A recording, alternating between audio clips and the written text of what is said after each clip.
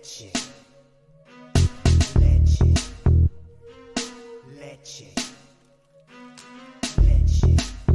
Get 'em, Jimmy, where low shack at? The bottle's getting empty up the crack and we stacking chips, all of it's what I want. Plus money winners, that's what I'm on. You can say I'm gone. I prefer elevated pub sports radio. Time to get educated, get produced. Leave the juice, letting loose with so much abuse that the bookies wanna call a truce. They getting slaughtered. Can't forget Jeff and low baggers in the chat. That's a lethal weapon 'cause we be pubbing.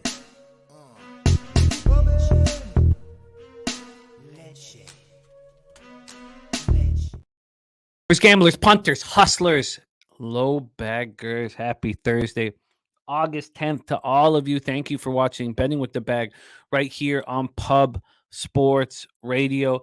We have a monster show today. We open with the lone CFL game. Then we break down the 2 preseason NFL football games.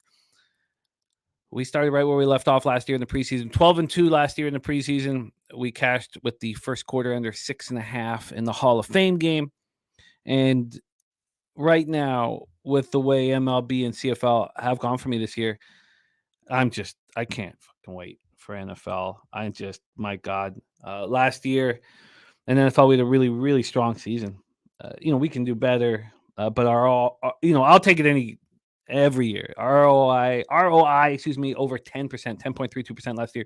We hit 57.5%, 107 wins, 79 losses, plus 19.2 units. And I can't wait. I can't wait to get back in action. Our preseason 2022 ROI, 70.71% last year, and then we cashed the first one. I'm excited. I'm excited.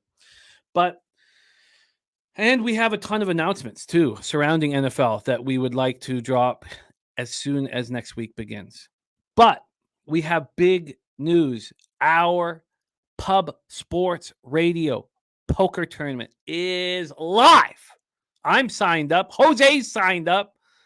6 days away from the Pub Sports Radio poker tournament on Bet Online. We're really excited about it. We are very, very excited about it. And it's available to sign up for right now. And we're pumped, man. So that is up. That is next Wednesday night at 8 p.m. Eastern. And if you need to open up a new account, you're in luck because BetOnline will match you up to $1,000, 100% match up to $1,000. And we have the link on our website. So you just go to our website and hit that BetOnline link, and you will be hooked up. And you can put cash in. That says crypto, but I put in cash, and I got the bonus when we did this a year ago or whatever it was. So you can put cash in and put Pub Sports. And if anybody has any problems, just let me know, and we will figure that all out. So Clint says, terrible choice of Hatchemy. Yes, Clint, big games tonight, and so much fun to cap them. I love preseason football. I mean, after going 12-2 last year, I'm like, I'm in. Cashing that first quarter under 6.5. I was like, oh, I can't wait. I can't wait. So, poker tournament, 6 days away. The Cappers contest, I've signed up for it as well, and the Survivor pool starting next week. You're going to see everybody who signed up. There'll be 0, 0, and 0. Their records will be up. So the Cappers contest, we had 66 people enter last year. We're hoping for at least 200. We would like a prize pool of $20,000. And Jeff wants at least 50% of the pool to go to the first place. So that would be a $10,000 score for a capper. Last year's winner, Pistol Pete Loshak, who's at Bet Bash right now. Barry Smith said, we love you in Queens. Man, Queens. Damn, I wish I was in Queens, New York. Sancho says Bet Online down. I've heard that Bet Online is having an issue today. I've not gone up on that. I've not seen Bet Online today. I've been focusing all my action on Pinnacle and Bet365. And I don't have a ton of action. I have 3 bets, and I'd be very comfortable not to move anymore on them. And I did, and I don't need to be embarrassed. I did parlay the Orioles and the Rays as well, just to give a little bit extra juice on my Orioles action. So I'm looking forward to talk about all of that. And we here at Pub Sports Radio are a family. And, when we actually hang out together, it's like, it's everything you would expect it to be, because we spend so much time capping with each other, and we're there for each other, capping wise, and, outside of our action, we're also there for each other. And I told you guys over the last 6 weeks ago, 6 weeks or so, what was going on with our friend Nate Dogg 420. His girlfriend, partner, and the mother of his 2-year-old daughter died tragically. And Nate Dogg has handled everything in the most courageous, inspiring fashion. He was in the hospital every day, taking care of their daughter, and in the hospital every single day. And now he's moved his 2-year-old daughter up with him in Toronto. And, our friend and colleague, someone I've capped with, for 6 years now, he's got a very debilitating back injury that makes him unable to work at this time. So I've started a GoFundMe for our friend Nate Dogg. If you can do anything to support, that would be great. And doesn't need to be much, but anything to support our friend Nate Dogg. Jose is going to pop it in the chat. It's right there. So I got that, started that last night. So that is live as of last night. Anything you can do to help our guy Nate Dogg would be, would mean a ton. I'm going to be talking about it, for a little while on our shows, just to see what we can raise for our friend and his sweet daughter Kalia. Ella and I went and hung out with him last weekend, and he's a great dad, and Kalia is incredible young girl, and whatever we can do to support and help, and that's what we do. That's what we're there for each other. So that is the most important part of today's show, is seeing if we can help out our friend Nate Dogg in a time of need. So that is the GoFundMe in the chat. Thank you for putting it there, Jose. Shout out to all the cappers joining us. Clint started the Die Hard MMA podcast, pumped up for his Vikings. I can't wait to talk about that game. Justin McElvey, Stacks play of the day is in Olsen RBI. Stacks is heating up. Don't look now. Stacks is heating up. Let's copy and paste that. Olsen RBI. So that's the schedule. We're going to break down that one CFL game. We're going to talk about the 2 NFL games. I've not moved on either of the 3 games yet. Then we're going to get right into MLB. MLB will be next. Let me get this Olsen spot locked in. 12:35 action for Braves Pirates. Ron Crawford, fresh off his 3rd straight winner. Ron Crawford. He's gone 3 straight, different times this year. I believe he got up to 6 straight once on our show, but he's never lost 3 straight. That's so impressive. Ron Crawford this year, 36-28, hitting at 56.3%, plus 7.32 units, ROI plus 11.44%, average line minus 104. And I was with him for the last 2 bets. I had the Phillies with him. I had the Yankees with him. And I have the Rays with him too.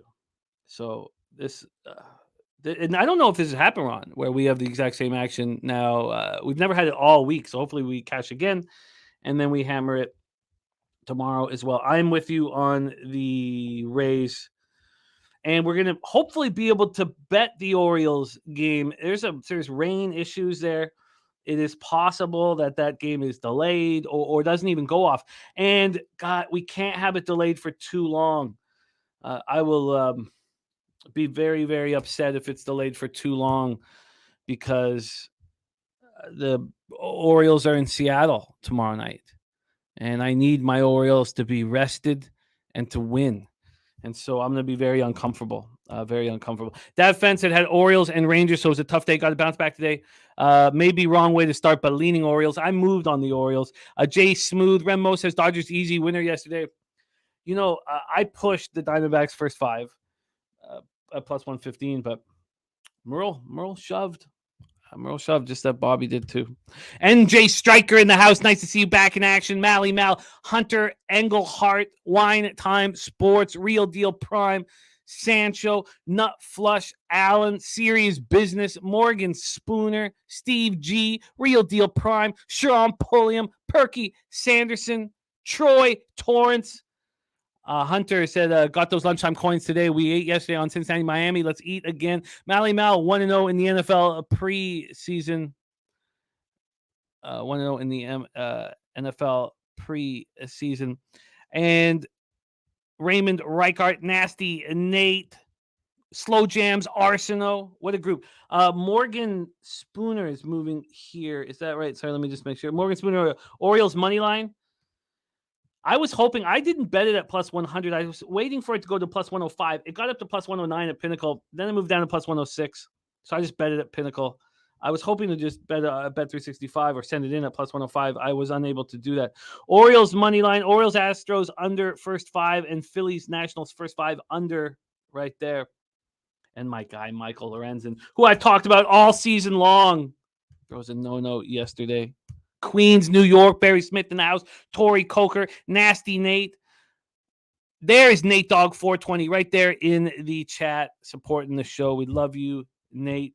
Barry Smith said, I told you Jose Astros run line was a hell of a call, Barry. That was a hell of a call. Hell of a call.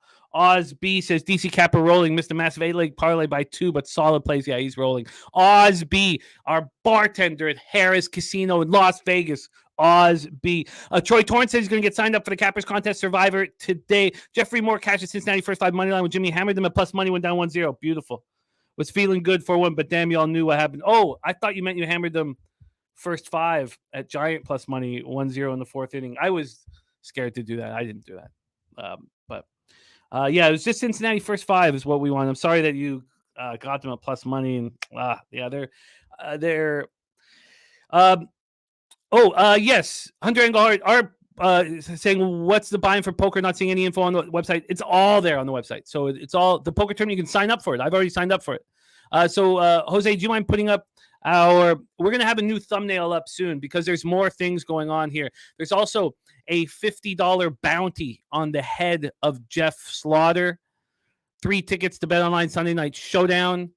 The winner gets entry in the Pub Sports Capper contest. If you win, we will, and you're already in the contest, we'll just send you $100 on top of it. And then the $25 buy-in, so the prizes will go in for that as well. So that is our situation, Hunter. And you can find it. Just go to Bet Online, go to their poker tournaments, go down to Wednesday, August 16th, and you'll see us right there. And you'll see Jose and I are signed up. I'm not sure who else is signed up yet. What time does it start? At 8 p.m. Eastern. 8 p.m. Eastern. Jose will be hosting a live show that a bunch of us will be on. So you'll watch us capping, or not capping, but in the poker tournament. And then we'll see Jose brings up all the tables. I mean, you can't see the cards, while the play's on or while the hand is in, but you'll see it afterwards. If the winner shows. Sometimes the winner doesn't show. Slatsy says 3-1 show picks yesterday. Right back on the Phillies minus 1.5. No over 5.5 Ks. Says Jimmy, Ron, Crawford both on the Rays. You know what to do. Let's start the Orioles streak. But man, Houston is good. They are. It reminded me so much of the Orioles Dodgers series. The Orioles were about to win that first game. And I thought about this yesterday and almost didn't bet the Orioles, but I got to stick to this plan until, until I'm down $500 or $600. I got to stick to this betting the Orioles every day planning. If you remember, the Orioles were in complete control. The Dodgers, it was Chris Young hit a salami grand slam and changed the game. And this was a little more heartbreaking. Tucker's grand slam in the top of the ninth. But then the Dodgers easily won game 2 after coming back and winning game 1. And then they lost game 3 on a travel day. So hopefully the same thing will happen here. Mally Mal ready to get to work. Wine Time Sports, Jeffrey Moore, Robert Franklin, Tori Coker. Saji said the night we met up was the night you made the first quarter bet under and never seen you so confident on a play. And of course it hit. I love these preseason games, and I love when we know it's going to be boring to start out. The coaches give us some information, and I have some quotes from the coaches for this one, so we'll talk it all out together. Because I cashed that first quarter under 6.5, and there was a fumble on a kickoff return. That was an immediate 3 points. in the first quarter, but we still got there. Shout out to Jay's Final Take. What a guy, gifting out a Pub Sports Radio membership and becoming a member. What a guy, Jay's Final Take. And the Dab Father getting the gifted membership. Dab Father hung out with us in San Antonio. Two quality dudes, man. Thank you, guys. Thank you for that. There's Rocco Rogers in the house. Crypto-ish ready to get to work. Hunter Engelhart is on the O's money line, Pittsburgh money line, min bet parlay, also on Toronto Cleveland first half under, and Nerfy. God, I was wrong on that total in the Jays game. Springer hits the jack, and I'm like, let's get ready for more. And then fucking squad ass, nothing. Nasty Nate, Vom, Polo. It's a great group here. All right, Philly Eagle Flyer ready to get to work. Ronnie and Bergia 5-1 last night. LG Freddie Freeman plus 2 hits and plus 200 has been money these last 4 days. He's a monster, absolute monster. Nasty Nate says he will be taking out Slaughter for the $50. It's a great group we have here. A great group. Thank you guys all for joining us. We got best bets coming in. BJ has moved on the Minnesota Twins. Best bet for and Troy Torrance. Okay, let me copy and paste all this, and then we'll get into business here. Minnesota Twins here in Kenta Maeda. I get it. I almost moved on that as well. There's the gas report ready to get to work. Troy Torrance on Pittsburgh first half run line and money line, and over 10 in the and over 10, and then O's money line. Looking towards the Rays again. Not sure how to bet them. Yeah, I just took them on the -1 in the first 5 minus a half, and then I parlayed them as well. I got -130 on the -1, and I sent it all in. It's not Pinnacle. It was Bet 365 lines. So let me get Troy's action here, just under the stacks play of the day. All right. Oh, and then NFL preseason, Houston, Texas money line -170. What a wild move in the marketplace. Texans were 1 or 1.5 point dogs for a little while. Now 3.5 point favorites because CJ Stroud is going to be starting. Robert Franklin is on the Netherlands plus 347. So that must be the win in regulation. Because unless it's changed drastically, let me find out what it's done. Just because I have futures on Spain. Let me just quickly take a quick look here. We'll get the Women's World Cup. And yeah, so you just to win. Because that draws right there. They were plus 162 to qualify. Where's that line? Full-time result. Oh, yeah, just full-time result. Where's the to qualify? Here we go. Netherlands are now plus 200. Well, I like that move. That's great. That's just absolutely wonderful. Plus 162 to plus 200. That's a good sign. That's a very good sign. All right, BJ, I'll get your preseason up there at -170. Oh, I have that already. Okay. All right, and Joe Yurkovich has locked in the Twins first 5 minus a half. Right here, Twins first 5 minus a half is locked in, and he's not the only one. I just saw someone else on this as well. So let's just have this copied and pasted so we can discuss it throughout here. So right under BJ's Twinkies bet, we have our guy Mike M ready to get to work. Lucas Ryan, Slow Jams Arsenault, and Ronnie and Bergia also on the Twinkies first 5 minus a half. Let's get that in right here. Okay, we got that in as well. All right. Luke Murray said every single capper I know likes Maeda over 6.5 Ks, and line went down to 5.5 at Bet 365. That's dangerous. AOD in the house. Von Polo says he's off Houston. Give me New England money line. Die Hard MMA podcast added a bet for UFC Vegas 78. Thank you for always sharing that with us, Clintus, my man. Get that here. Clintus Maximus. All right. We are in a business. Let's Dance. It'll pop off very, very shortly. We're going to start with CFL, and I am getting badly beaten in CFL, and it's the worst mark I've had, worst record. This is the low point in 6 years of doing this in front of you guys live with CFL. So it is hurting badly. And of course, we have the transparency and honesty, and the record comes up, and it's just fucking atrocious. But, you know. All right. Steve G says his eyes are bleeding, staring at the Sea Chickens hat. You don't have to stare at it for too long. Let's go. 9 p.m. Eastern tonight. The Winnipeg Blue Bombers 6-2, 2-1 on the road at the Edmonton Elks, 0-8, 0-4 at home. We're at Commonwealth Stadium in Edmonton, Alberta. Let's go right to the weather here in Edmonton, Alberta tonight. We have, and if anybody can keep an eye on, we have showers, chance of showers, but they're not supposed to last long. They're not going to be much. Real Deal Prime says, do we get Ian? We get him every second Friday. Here we go. Elks coming in off their bye week right now. We have a chance of showers, and the wind is strong. The wind is quite strong.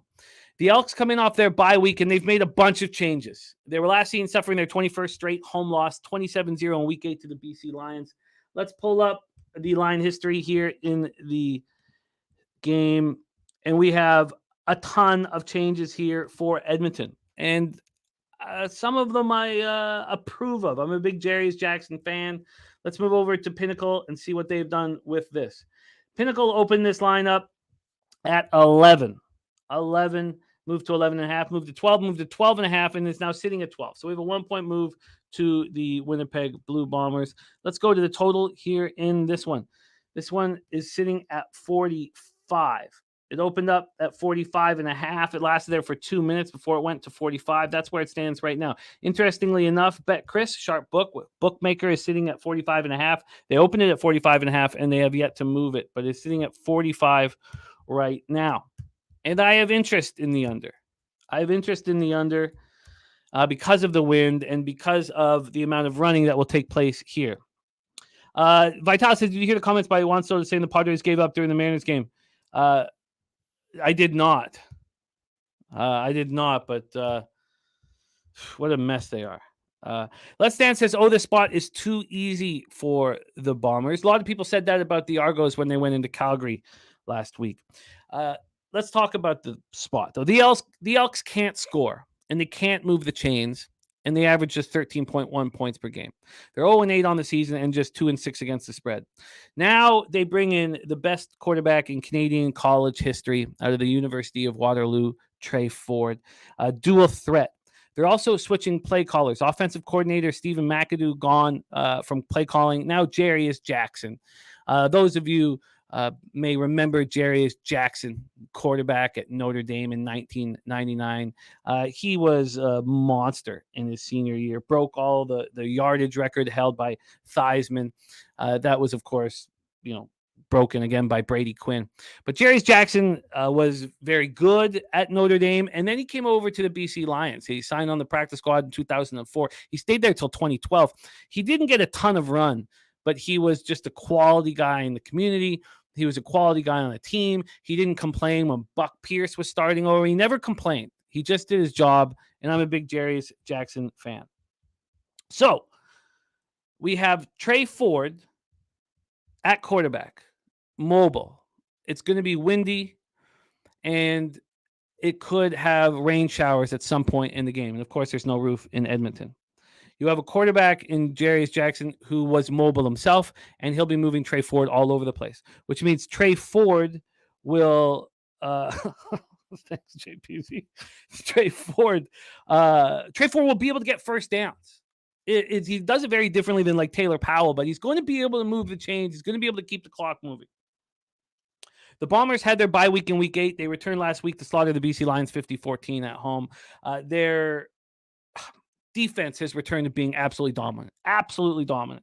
Now they have Kenny Lawler healthy at wide receiver. Of course, he probably has a bone to pick with the Elks, who he played for last year. Their offense is tough to stop. You have Coleros, and you have this running back in Brady Oliveira, who is tough as nails, and he can run through anything. And the Elks are horrific, absolutely horrific against the run.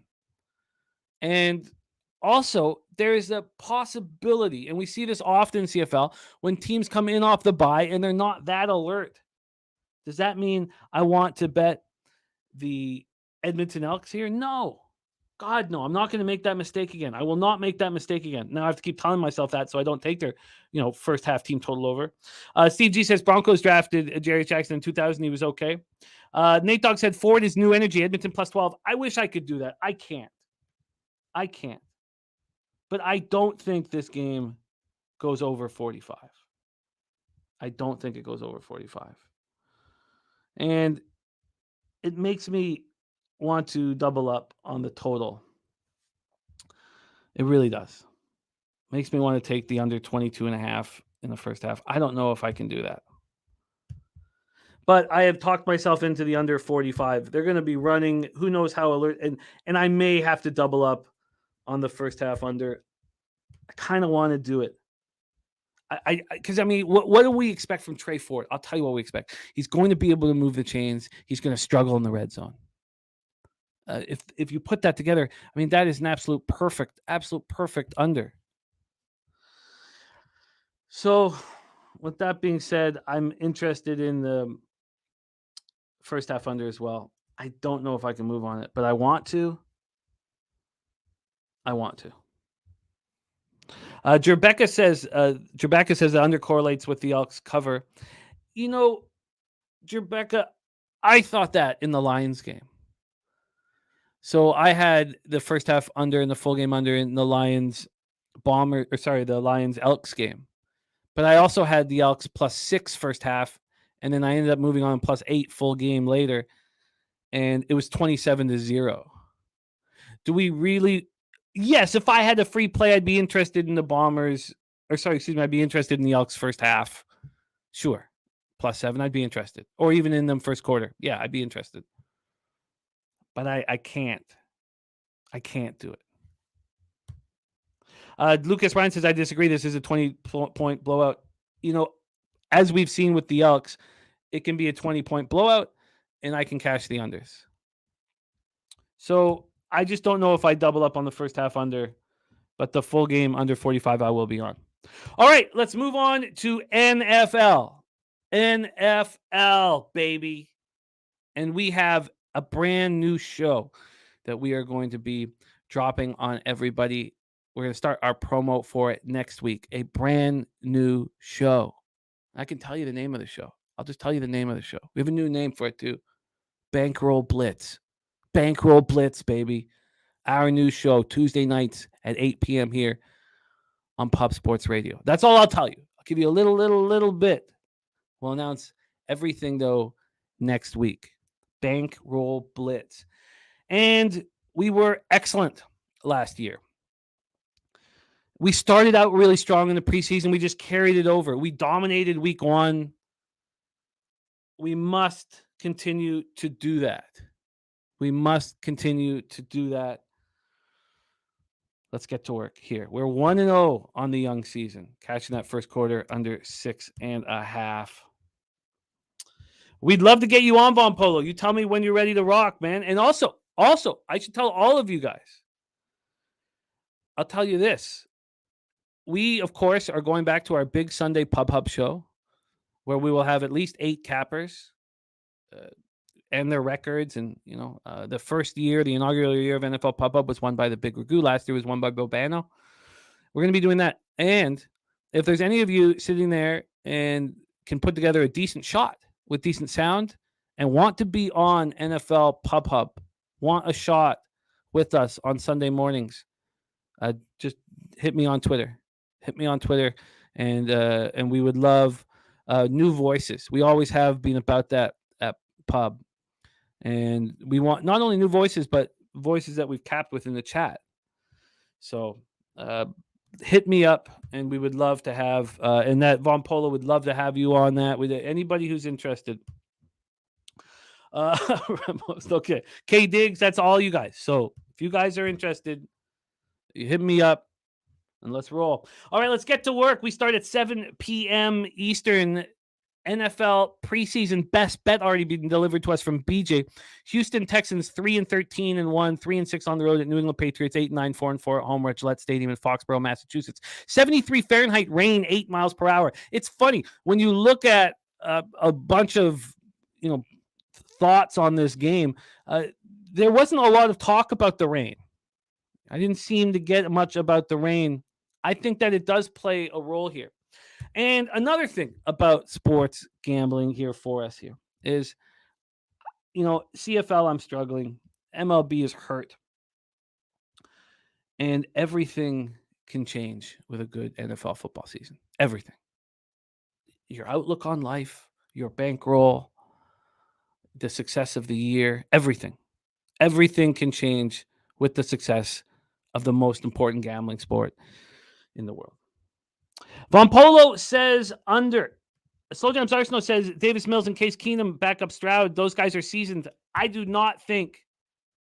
Well, again, we give our game script, and you can be wrong in your game script. I was right in the game script in the Hall of Fame game. You have to put together a game script, bet it, and then let the chips fall where they may. My game script does not include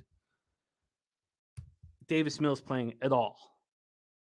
Sharon, I love it. Let's do it. We have New England first half under 19.5. Mike M seems to think that betting on preseason is a degenerate way of life, which shocks me because Mike M would bet on, Jose and I in a figure skating contest. So I think he's going to open up. I think after he saw me go 12-2 last year, you'd think he'd open up. We'll talk about it, though. Bill McDonald says Patriots money line for him. So let's first start with the line history on this one. And again, I've not moved on it. I wanted to talk it out with you guys. And I think I have a plan now for the second game. But I really want to talk about my game script and what that would mean in the first game. Starting off at Pinnacle, we have Houston being hammered. Up to the second, the Texans are being hammered. You are going to see -4s on the board within an hour. That's wild. Absolutely wild. But that is happening.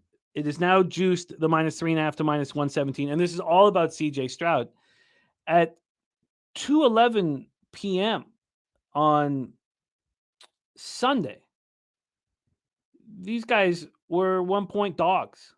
There were other books that had them at 1.5. They're now 3.5-point favorites, and the line's at -117. And we'll talk about why they are. It's pretty clear why they're favorites of this magnitude. From a total perspective, this is sitting at 37. There were 36.5s on the board, but the important thing is this open at 38.5. So this opened up at 38.5. On Wednesday at 11:44, there was a big move to the under, dropped to 37. Now that over is being bet, and I think it will continue to be bet. So if those of you who are interested in the under, which I have some interest, let's be patient. Let's be patient. Now, there's limits in the preseason.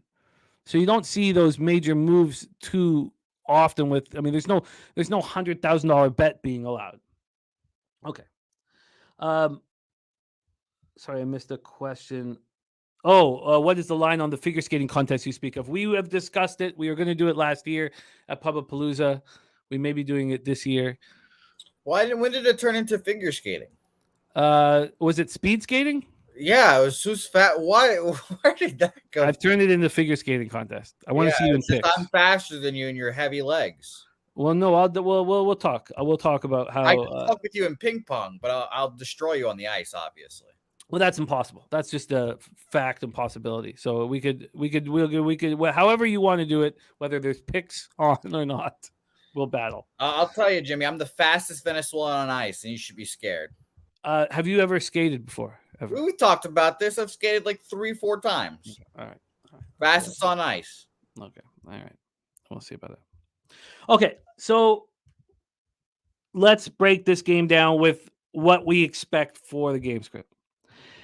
DeMeco Ryan starts his tenure as coach of the Sad Sack Texans franchise.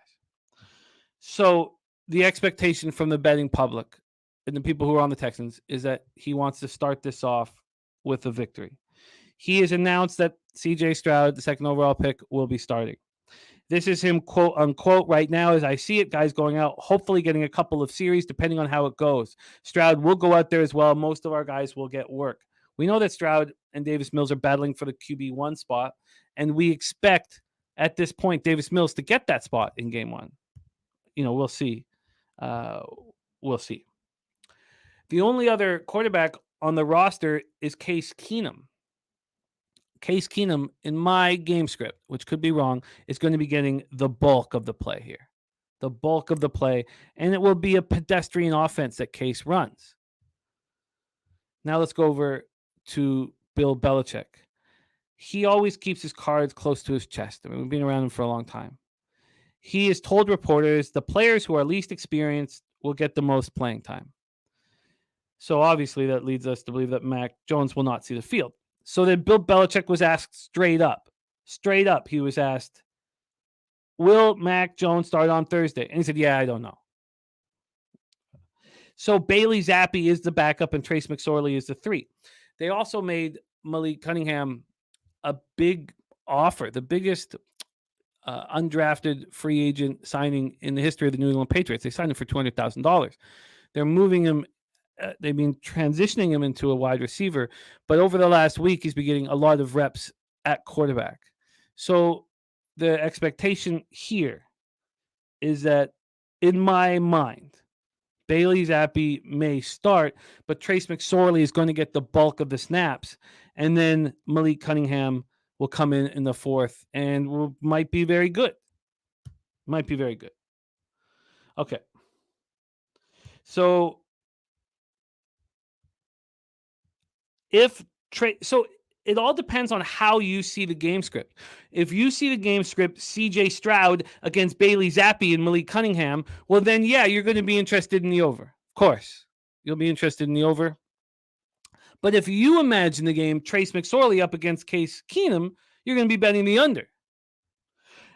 Do you really want to back the Texans at -3.5 or now -4 just because they're going to be playing starters? And we know that Belichick doesn't really care about the outcome, but he is 32-24-4 against the spread in preseason football in his career. So, Londo, we'll talk about MLB. Don't worry, we got lots of time. Nothing to worry about. Just one more game, and then we'll get into MLB. Lots of time to get our action in. Kong's Clip says he really liked watching Cunningham. Look, I get it. I completely get it. So I don't think, and I want to hear from you guys. Ron Crawford is on the Patriots +3.5. I imagine that you can get +4 here soon. And I get it. I completely get it. Now, this is the thing, though. If you like the Patriots and you know that the Texans are opening up with their starters and Belichick doesn't care that much, wouldn't the perfect opportunity be to live bet the Patriots? I think that would be the case. Or you take the Texans first half. But what if Zappi comes in? Do you really think CJ Stroud's going to be better than Zappi off the top? This game, the more I talk about it, has too much unknown. If I feel like it's going to be McSorley versus Case Keenum, I would bet the under now. But there's this thought, and if I'm Belichick, Zappi barely plays. I don't need Zappi out there. So Justin McAfee says Patriots +3.5 on his card. Eric Jones is on the Pats and the over. I would be is if you haven't moved on the Patriots, be patient because Pinnacle's moved it to -117. Okay, so that is the preseason game number 1. I'm just looking to live bet the Patriots. All right, let's move on to game 2 here. Game 2. 10 p.m. Eastern, Minnesota Vikings 13-4, 5-3 on the road at the Seattle Seahawks, 9-8, 5-4 at home at Lumen Field in Seattle, Washington. Let's pull out the line history here and as well discuss the weather in Seattle. We have beautiful, beautiful night there. 5 miles per hour, 60. What's it going to be? About 70 Fahrenheit. It's a perfect day. The total here is sitting lower. It opened up at 34 at some books. It opened up at 35 at Pinnacle. Opened up at 35. That's where it is now. And from a point spread analysis, this opened up at -2.5. The Seahawks are now -3.5. They got up to -5. Unbelievable. They were -5 on Monday, and they're down to 3.5. That is a ridiculous amount. Mike M says first half under, but second half over. Look at the Belichick second half over record. I like that. Von Polo says my brother works for the Minnesota Vikings on the defense, so now I'm officially a Minnesota Vikings fan and a Baltimore Ravens fan. I get it. Okay. Yeah. Thank you guys. I'm gonna do our plan. We always do this, RW, but also RW. You know what? I will. I'll shut the hell up about NFL for a second. You know what I will talk about, RW, is instead of talking about MLB that you so desire. He's backing me. Oh God. Okay, thank you, RW. Whew, that was a close call. Oh, okay, sorry. I thought you weren't supporting me. I thought you were telling me to shut the hell up. Okay. Sorry. Okay. No, he's got my back there. Good thing I stopped that. Woo! That was gonna be shit. That was gonna be horrifying. I was gonna say some horrifying shit. RW's got my back here. RW's my guy here. Okay. Woo! That was a close one. That was a close one. Okay. Thank you, R-Dubs. My guy. So 5.5 down to 3.5. And then from a total perspective. And look, all I want to do is make fucking money. All right? And we went 12-2 in the preseason last year. We started out 1-0. So I'm going to talk about making some fucking money. Okay. We've done the total sitting at 35. All right. Last year, after leaving his post as offensive coordinator for the Rams, Kevin O'Connell came over to Minnesota and didn't give a fuck about the preseason. Didn't care about it. They went 0-3. They lost by a combined 26 points. Seattle also went 0-3 in the postseason, but they had a very different situation because they were battling with Geno and Drew Lock to see who was going to be QB1. So Geno played a ton. And they still went 0-3. Now, for O'Connell, that didn't carry over into the regular season. I mean, he got every single last bit of glory out of those Vikings. Kirk Cousins did not see the field in last year's preseason. That's going to continue this year. So it's Nick Mullins and the 2023 fifth-round pick out of BYU, Jaren Hall. I expect Jaren Hall is going to get a ton of run here. And there's a big difference from last year's Vikings that didn't care and this year's Vikings. First off, Brian Flores comes in as a new defensive coordinator. Last season, the defense was awful. I think we can expect defensive intensity from the Vikes. Also, they have XFL star Abram Smith and 2023 seventh-round draft pick out of UAB, Dwayne McBride. They're going to want to prove themselves at running back. So I expect the running game to be utilized a ton, and I expect defensive intensity from Minnesota, which we didn't see last year. The talk in Seahawks camp has been focused all around injuries. I mean, it's injuries on both sides of the ball. It's the whole concern. We're not going to see Geno Smith playing much, and, he's a Pro Bowler now.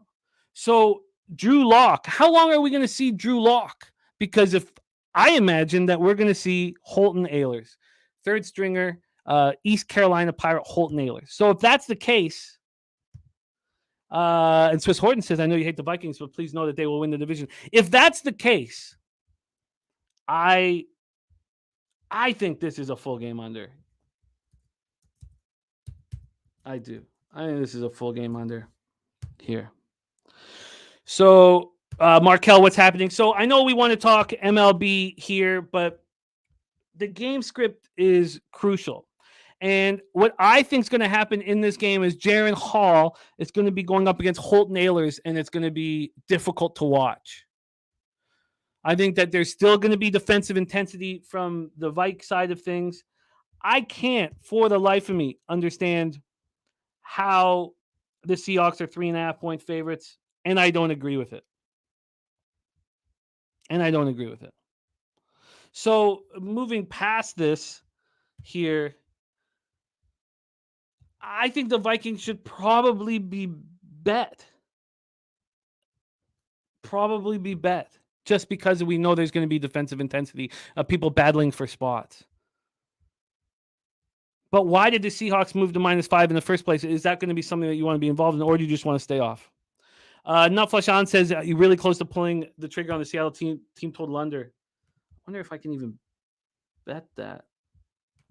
Oh, that's sorry. Let me just quickly move over. I know we got to get into the MLB, and we'll go over there right now. JW had my back. Of course, I read that wrong. I was feeling attacked, JW. And it's R-Dub too. R-Dub, sorry, Jesus. Oh yeah, because JW's in the chat all the time. And that's why R-Dub said he doesn't get to talk very often. Yeah, team props. Wow, under 20.5. That's a great look. What a great look that is. No, not right now. Kong's Clips still researching and everything. And I don't like to get involved too early just because of injuries here, but they'll be coming. I haven't even moved on Trevor Lawrence or MVP yet. I've stayed off of everything, but they'll be coming. Wow, I think that Nutflush nailed it, man. Seahawks team total under 20.5. I think that's it. I think Nutflush nailed it. JW says the other JW got your back too. Okay, thank you guys. And Von Polo said he just got the call. I'm officially on Minnesota. I don't want to bet too much on this game. So then does it come down to me liking the Vikings plus 3.5 and the Seahawks team total under 20.5 more than the full game under? I'm certainly not going to have 3 bets on this football game. And for the first one, the 2 game scripts are so different from each other depending on how long these high-octane quarterbacks will be in. So I think it's a live betting spot. So now when it's said and done, let's just move past it. When it's all said and done, I think that I'm going to bet the Patriots live when the Texans go up early. But if Zappy's at quarterback, it's if the Texans go up early. This stuff there's too much here. This Seahawks game, though, RWs, I'm sorry, buddy. That's my fault, man. It's my fault. I find the script much easier in the Vikings-Seahawks game. Now, we can be wrong about our scripts, but I find it much easier to expect Vikings defensive intensity under Flores, people fighting for jobs, and a lower scoring game there. So I'm going to focus my action on Vikings-Seahawks. All right. I like it. I like what you thought there. Okay. All right. Let's move on to MLB. I apologize to those of you who've been waiting, and I thank you to all of you guys who have my back. And I'm so sorry, dude.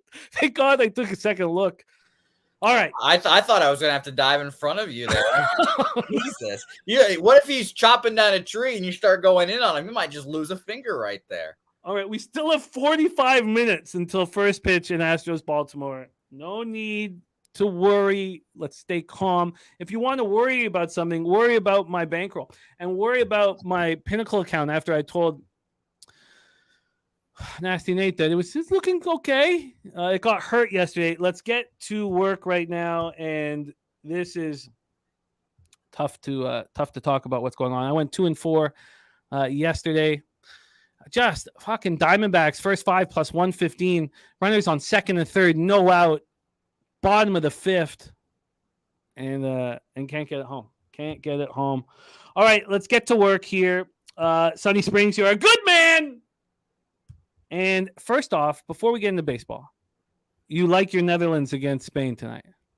I mean, they lost their best player. The Netherlands did. It sucks.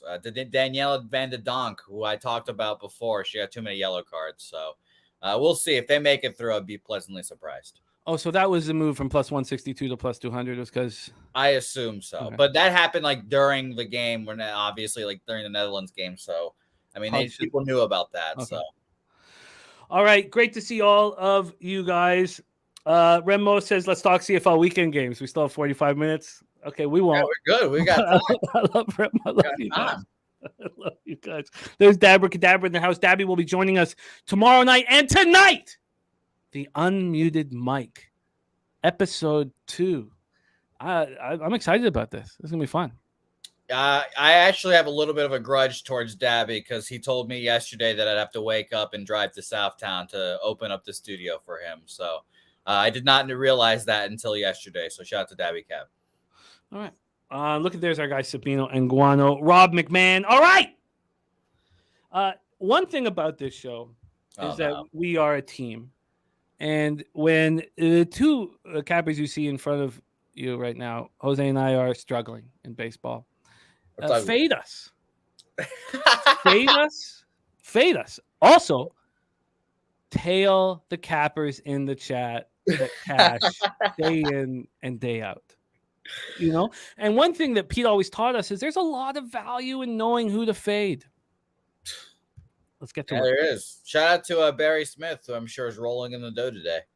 Nutflush Allen said he was going to ask an MLB question and that Jimmy scared the shit out of him. I'm sorry, you guys. I did feel like I was being attacked and I was about to lay in.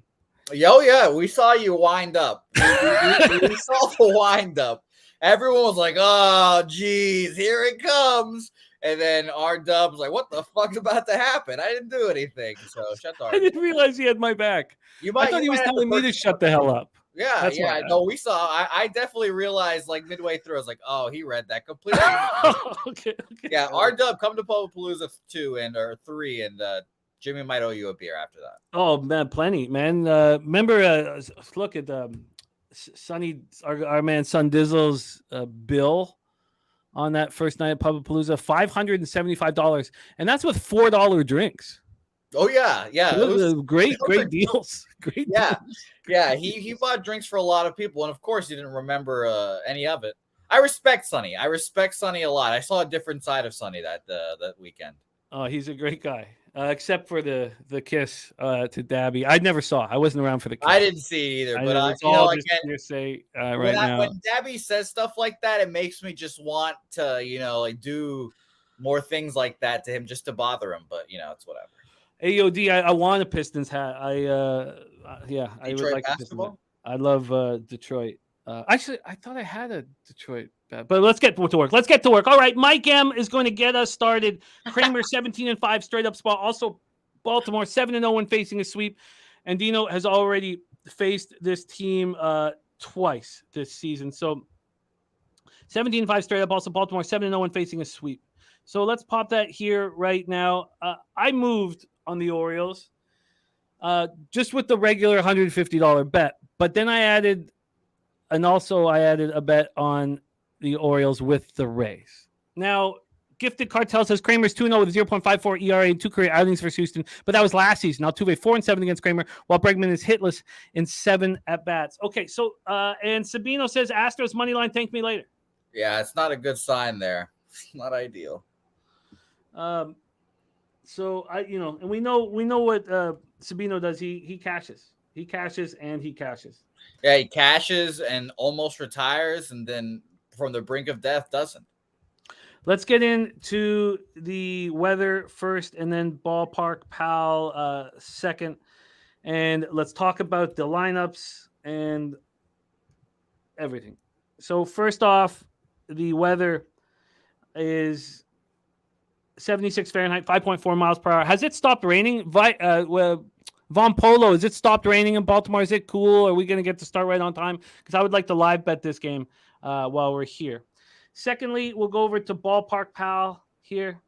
Ballpark Pal plus 4% homers, plus 10% doubles and triples, plus 14% runs. Let's get into the line history for this one. We have, all right, let's move over here. We have, oh God, RW had my back the whole time. I love it. Okay, we have fear for anybody who's lost on the Orioles the last 2 days. I started my Orioles every day thing on Saturday, so I'm down a little bit of money because the -1s were juiced on Saturday and Sunday. Monday we have off. Tuesday they lose on Tucker's Grand Slam, which I could have easily bet alive. But no I rain, didn't. by the way. Sorry? No rain. No rain. And then on Wednesday, we just saw a thorough beating by the Astros. This got up to plus 109 on the Orioles. It actually got up to plus 111 on the Orioles, plus 112. It's now back at plus 104. So it has not moved. This line has not moved now. It's at the same spot, I should say. Not that it's not moved, same spot. From a totals perspective, this opened up at 9.5 and 9.5 minus 115 to the under. It's now minus 113 to the under. 2 runs of movement to the over. Kong's Clip says this is the Astros' last game before they head home. And for the Orioles, they head to Seattle right after this. So, Lil Domo rain on and off. Man, we got to get Lil Domo and Von Polo rolling together. I love Baltimore. We need to do a Baltimore meetup, man. They take care of you at Orioles games, too, and they're not expensive. And all right, let's talk shit about their team. I fucking love the Orioles, and I need them to take care of me. 30% of tickets and 45% of cash is on the Baltimore Orioles. That's a perfect place to be in. 35% of tickets, 62% of cash is on the under. I can also understand moving on the under. So let's set this up and hear what Jose has to say. Again, I've already bet the Orioles. There's nothing I can do now, and I would like to get involved live if the opportunity arises. Here we go. Camden Yards in Baltimore, Maryland. These Astros 35-24 on the road, and the Orioles 35-23 at home. And you have Hunter Brown going up against Kramer. Hunter Brown 8-7, 4.07 ERA, 1.29 WHIP. His last start at the Yankees was very good. Now he has a consecutive road start. 6 innings, 2 earned runs. There were solo shots, 4 Ks, and 1 walk. On the road, 69 innings, 3.65 ERA, 246 opponents batting average. But he has allowed 12 home runs. Just 3 home runs at home. He's allowed 12 home runs on the road. Dean Kramer, 4.61 ERA, 1.33 WHIP. He has not been good at home. But he's been better of late, and now he's got consecutive home starts. 5.35 ERA, 250 opponents batting average. His last start, 5 1/3, 2 earned runs, 2 hits, no homers, 4 Ks, 4 walks. The Astros are hitting 234, 719 against righties. Orioles are better, 249, 726, but not much better. Astros bullpen 4.03 ERA since July 1st. Orioles bullpen 3.61. For me here is this reminds me so much. And Sabino says they're going to get swept. No, it's great. It's fun, Sabino. It's always been fun. Sabino saying 71% of the money is on the O's on DraftKings. And Dana White Contender Series breakdown. DWCS 2023 says Dean getting 6 Ks at least. It's National Dean Day. Look it up. Hunter Engelhart on the Nerfy and Baltimore first half money line. For me, and the key here, and this is why it's fun, Sabino. I don't, is that you believe something will happen and then you bet it and you deal with the consequences of it. And here in this game, it reminds me exactly of the Dodgers series. We talked about it earlier. Chris Young hit the grand slam when the Orioles were ahead. Dodgers win game 1. Then they win game 2 easily. Then they lose game 3. And I believe it was Kramer on the mound in game 3. Here, with this spot, it's an early start. And the Orioles are a young team that's used to these early games. The Orioles need to win this game. They know they need to win this game. The Astros have won. They've succeeded. They don't need to do anything more. Their job is done. They fly home after this. They got shit to deal with. There's shit in their head. These young Orioles are going to hop on a plane to Seattle. They have the Mariners. They're going to play the Padres, who are out of it and done for and giving up. And I hope that they can go on a run there. Now they play Castillo tomorrow night, which is always a tough task in Seattle. They know that Castillo's waiting for them. They have to win this game, and they have to battle Hunter Brown. When Hunter Brown has to throw a lot of pitches early, he battles, but he starts getting touched in the 4th or 5th inning. We know he's vulnerable on the road. Take it away here. Chris Taylor. Sorry, what did I say his name wrong? I apologize. DR99 says Orioles 0-2 since Kevin Brown suspension, bad karma. Look, I get it. And razor sharp picks. Astros money line minus 111. Gamblers first glance is in, and it is the Houston Astros. Wow, that's wild because the public is on. I guess gamblers first glance, but the public is on the Astros. 61% of the tickets, 63% of cash, and the line hasn't moved. Okay, take it away here. And Mike's Grady says Houston crushes again tonight. I don't like seeing Gambler's First Glance here. I don't like seeing him on the Astros, but it doesn't follow the general technique of, when Razor cashes these, because there's not reverse line movement on this one. I hate seeing him on it, but I don't have any problem going up against the Astros when everybody is dealing with a recency bias. Jose, take it away. Astros, Orioles, it pops off in 33 minutes, and hopefully we'll be live betting it. Take it away. Yeah, I'm on the Orioles, just like you, money line. I got it at plus 103. They have not been swept since Adley Rutschman has been up. Lucas Ryan kind of put it in the chat, 74 straight series that they have not been swept in. The last series they got swept in, I believe, if I read the article correctly, was May of 2012 or 2022. Sorry. So I'm just believing. And putting my faith in the Orioles here. I don't like being on the opposite side of Razor and Sabino, obviously. But yeah, I took the Orioles as the first bet I made today. Mike Grady as well on Houston.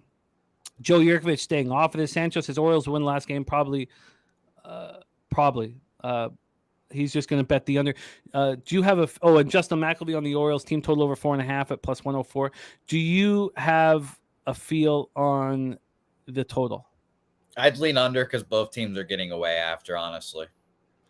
That'd be my only feel. You mentioned the money on the total, which I'll mention again here. 56% of the cash and 51% of the money on the over. Seems like a pretty dead split, and I think it opened up at a 9 if we're to trust whatever we use, Action Network's openers here, which are always kind of fishy. It opened up at a 9 allegedly, and now it's up to 9.5. So take that with what you will. It's been 50-50. So I ultimately I have no interest in the total because it's a tough game. But I'll tell you, this series did make me reaffirm me that the Astros are probably going to come out of the American League again. They're just death taxes, and the Astros will be in the ALCS, and they will probably win it. So it's just one of those things. Yeah, I'm looking at that too, and Razor has that. See, so Razor says a 10-4 pitcher at home, no way Orioles get swept. I think the opposite. I think the first thing you look at, Hunter Brown, 4.07 ERA, having a much stronger year than Dean Kramer, who's struggling, 4.61 ERA, 5.35 ERA at home. So the Astros have won 2 straight. They have all the momentum. So, but there's lots of different ways to look at it. But first glance, how do you not want the Astros to finish off the sweep with a better pitcher on the mound? But there's lots of different ways of looking at it. So I get it. Lucas Ryan has one bet actually at Altuve total bases. Jay's final take says Stros to win it all. And Dana White Contender Series breakdown, DWCS 2023 says Kramer 6Ks, Orioles win at plus 430. All right, so we are locked in. What line did you get? I got plus 106. What did you get, Jose? Plus 103. And I'd be curious to see, Bet 365 has not changed this from plus. I was waiting to see if they would offer a plus 100, minus 105 now at Bet 365. So market moving in the direction of the Orioles.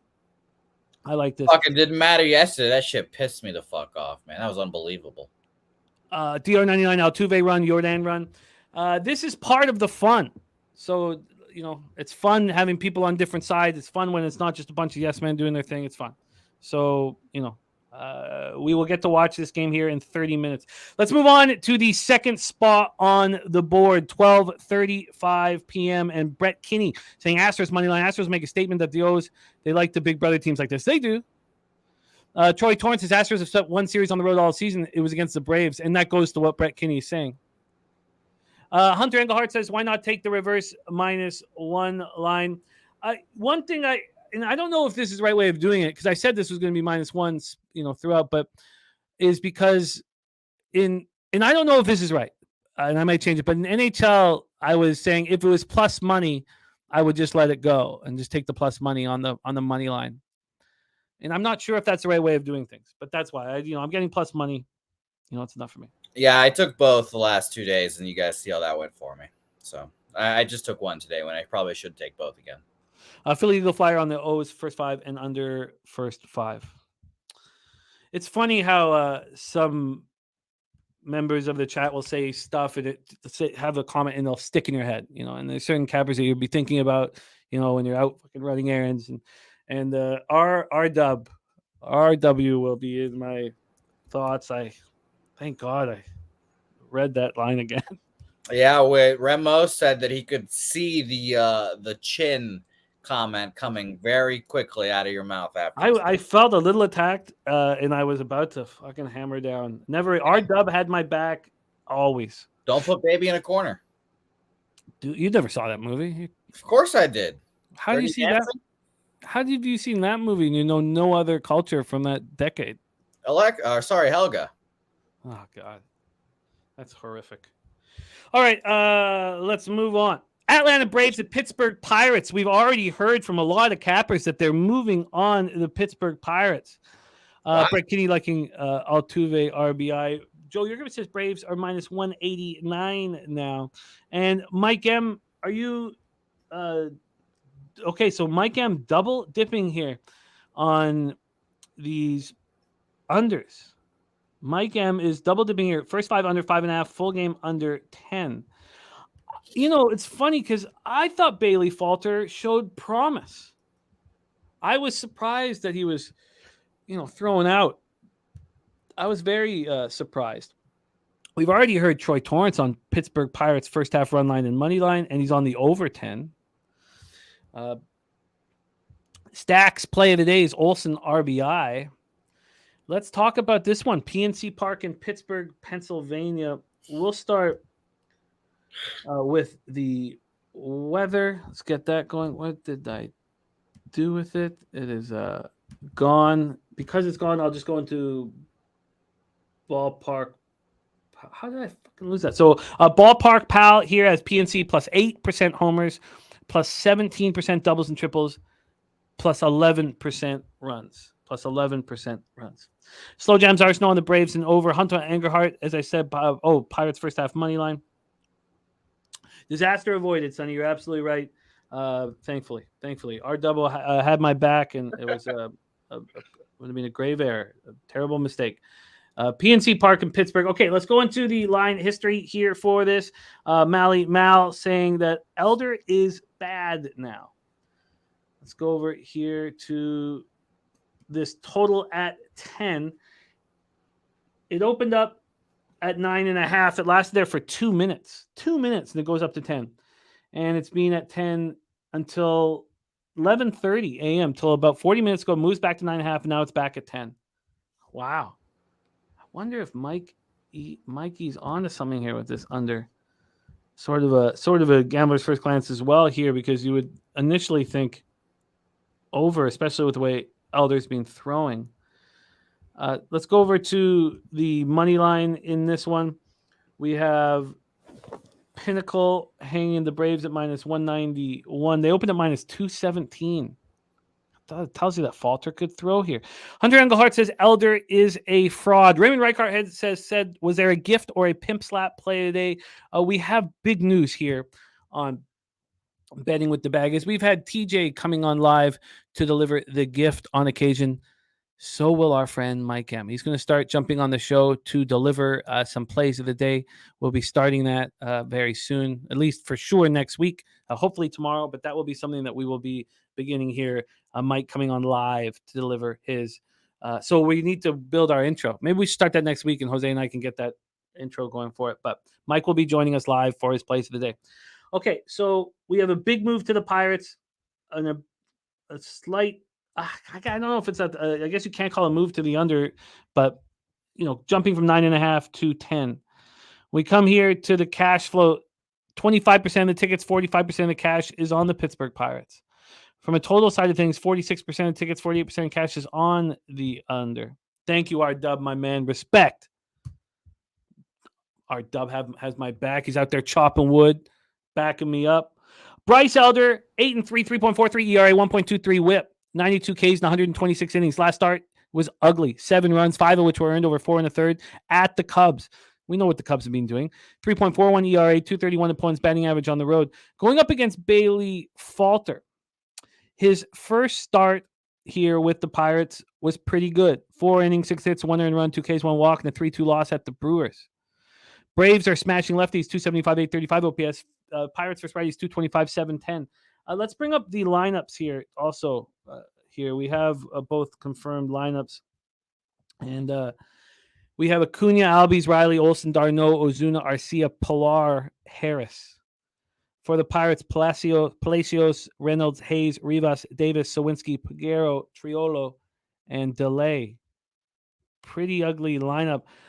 It's a moving day, a double up on the under. Mike Wilkerson's books just went back to 9.5. I'm starting to think that Mike is in a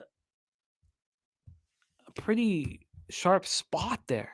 But then we'd have to trust Elder bouncing back and Falter having a second consecutive strong start against a team that can hit lefties hard. Take it away, Jose. Game 2. This one starts off in 23 minutes. Pirates at home to the Braves. Yeah, I didn't really have anything on this one. I don't want to back a lefty against the Braves, honestly. I agree with you with Bailey Falter. I mean, he was kind of just put up in a bad spot. He was in that competition to be like the 5 guy in the rotation. Went against Andrew Painter, lost that battle basically, and then Painter, his elbow exploded, and the dude's like 19, and he lost to a 19-year-old. So in Philadelphia, all that pressure of having the 5 spot, I'm sure got to him. He sucked.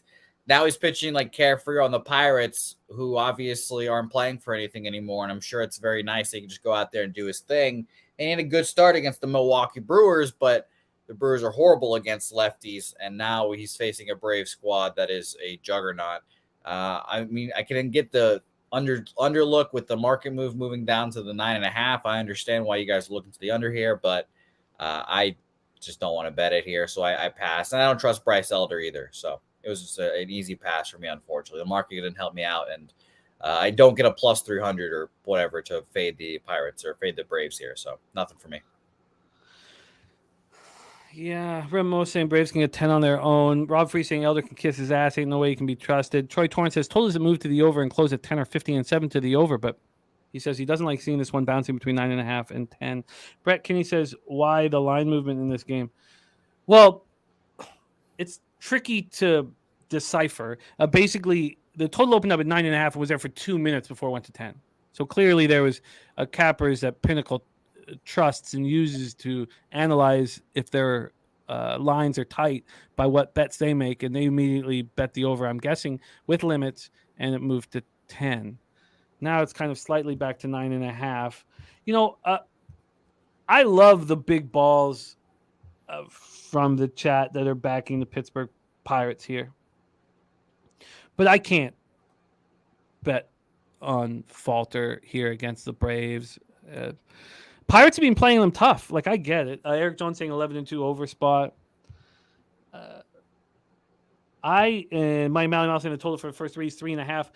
I guess what I would do is if I had a free bet, I would have interest in tailing Mike M. I can imagine maybe the Braves not as locked in as normal at 12:35 p.m. Eastern, maybe, and Bailey Falter with a new lease on life.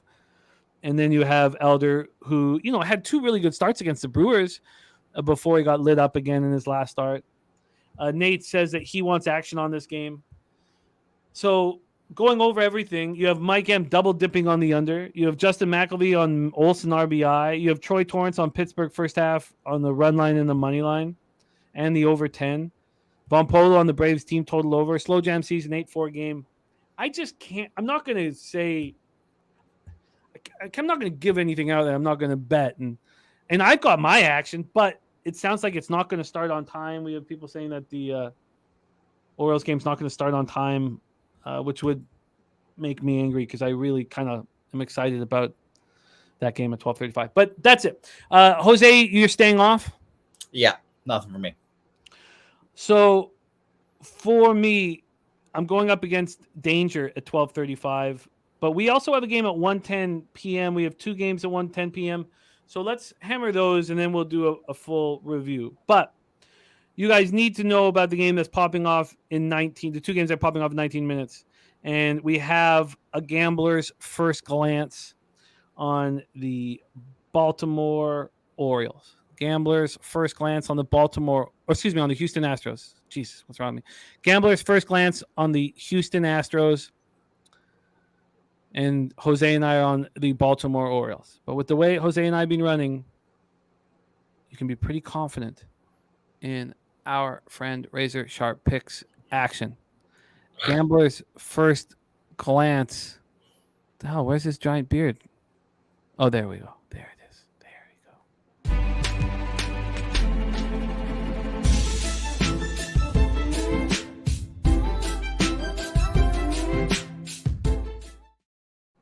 Markel says Jimmy and Jose are not alone. Markel has our back.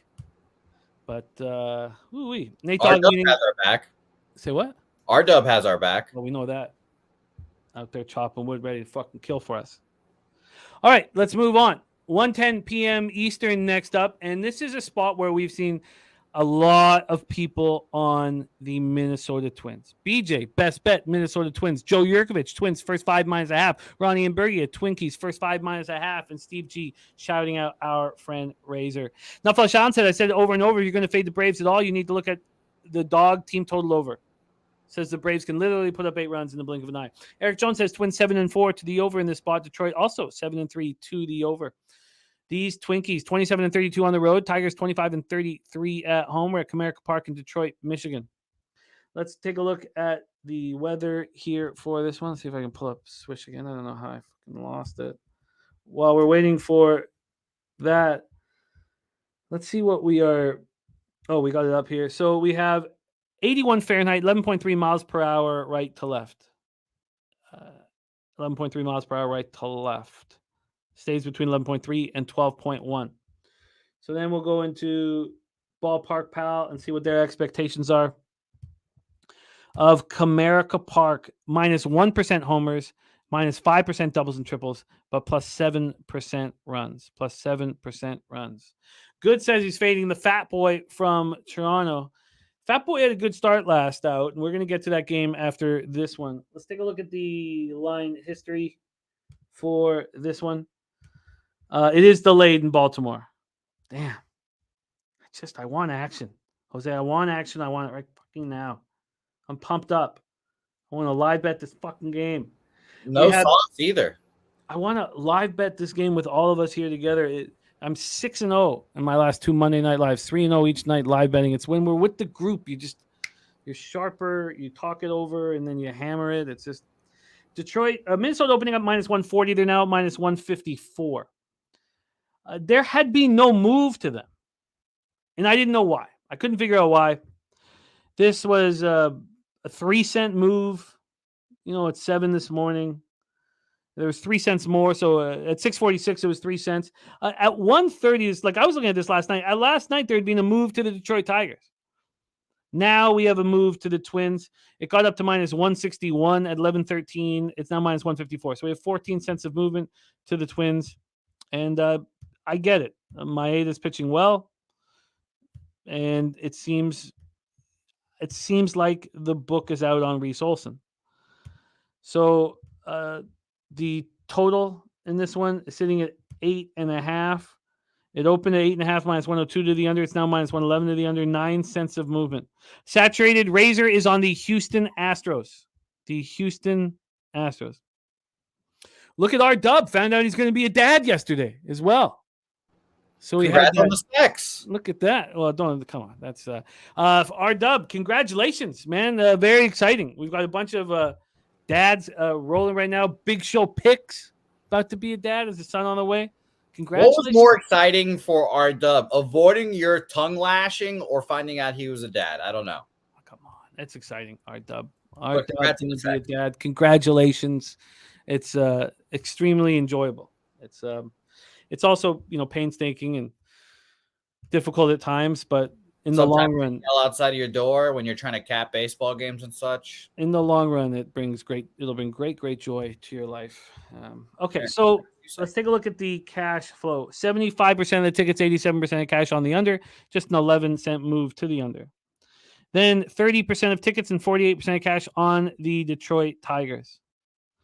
LG says everyone and their mother on my 8 over 5.5 Ks, but the Ballpark Pal has them looking at 5, waiting on possibly Sharpie's input. before considering. Yes, I would be interested in what Sharpie is doing on this spot as well. Kenta Maeda, 4.22 ERA, 1.16 whip. He's been very good of late. Coming off a 12-1 win at home versus Arizona, 6 innings, 1 earned run. It was a solo shot on the road. Got a 3.16 ERA, 205 opponent's batting average. Going up against Reese Olson, who hasn't looked very good, but now he's got consecutive home starts. His last one was an 8-0 loss against the Rays. He allowed 4 earned runs in 5 innings. He's not been that good at home. 5.68 ERA, 234 opponent's batting average. The Twins are smashing righties. The Tigers are very weak against righties. Twins bullpen 4.97 ERA. Tigers bullpen 4.51 ERA. DC Capper is 2 units on Minnesota. And RW says, thank you guys. I listen every day and love everyone in the chat. So knowledgeable. Respect RW and congratulations. Congratulations, my friend. Ed Roberts says Pirates team total 3.5 is odd after scoring more than 4 runs against the Braves' top 2 pitchers. I'm surprised it's at number 2 with the market moving towards them. But we'll look at that in a second. Let's hear what Jose has to say about Twins Tigers. Look, 2 years ago, 3 years ago, I'd be all over the Twins in this spot. But now with the bigger bets on the Tigers, the market moving now come the morning, but the market not moving when the initial sharps came in, I guess is going to keep me off. And shout out to Von Polo's baby shower on Saturday. Respect Von Polo. Love seeing all these dads in the chat. Troy says, am I the only one that thinks the Twins are trash? Let's hear what Jose has to say about this spot. 1:10 p.m. Twinkies Tigers. First of all, again, congrats on the sex, everyone in the chat. The chat seems very fertile today. It seems like it. So shout out to all of you guys. We got to cut this line that you drop on people when they're having a baby. It's not. It's cringeworthy. So. Well, I like it. It makes me laugh. It's the cringe is what makes me laugh, admittedly. This game, just based off your breakdown, it honestly sounded like an over game to me. Shout out to the person that mentioned the Maeda K prop. Everyone's on the over, and it dropped down to a 5.5. That's a concern. I don't believe in Reese Olson, obviously. So it does lean over for me. I really wanted nothing to do with this game. I will admit, Kenta Maeda has been the pitcher I've been the most wrong about this whole season. And obviously the Rangers are right behind that. But I thought Kenta Maeda was cooked, and he's just been pitching really well ever since he came back from the second IL stint. So I ultimately will say that I have to pass on this game, but I lean over for sure. And so is your disgust of Kenta Maeda, Manuel Rodriguez, thank you, my friend. Thank you for the kind words. Is your dislike of Kenta Maeda getting in the way of you making the bet? It's not even like I've just been wrong. I thought he was going to struggle this whole, he came off the IL, pitched a game, got hurt again, came back. He's an older pitcher. I was like, this guy's fucking cooked. I saw articles as well, saying that he's already picked out his KBO team, et cetera, et cetera. And I was like, oh my God, this guy's going to be horrible when he comes back. He knows he's cooked. And then he just came back and he's pitched well every time. So every time I think he pitches, I think he's going to get crushed, or I think he's going to pitch poorly, he pitches well. So that's really why. It's not, I've just been, flat wrong. When I think he pitches well, when I think he pitches well, he struggles. And when he struggles, I think he's going to pitch well, et cetera. So I pass on this game, but I definitely lean over just based off the result or based off the cap. Like I said, the K prop thing is an interesting factor. Sharpie, we've seen him throw up those red flags on stuff like that before. And Reese Olson just sucks. His last start against Tampa Bay, 5 innings, 5 hits, 4 runs. Obviously it was against Tampa Bay, and he pitched against these Minnesota Twins already once and pitched well. 5 1/3, 4 hits, 1 earned run, a 3-2 victory. That was on June 24th. So it's been a minute. So honestly, for me, it's Tigers and the over or pass, and I'm passing. 48% of the cash is on the Detroit Tigers, and Robert Franklin was the first person. Oh, and he retracted it. Maybe he's not on it.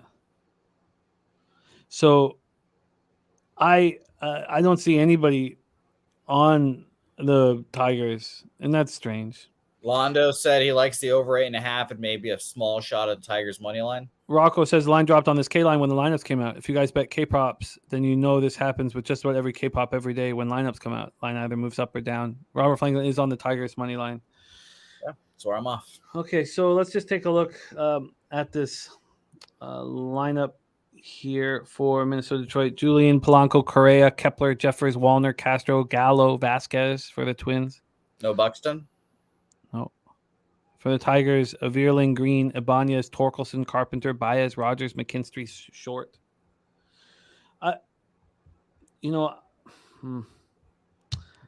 Look, I'd be on the Twins. I would be and Nutflesh just moved on Baltimore, team total over 4.5. Oh, that gives me great relief.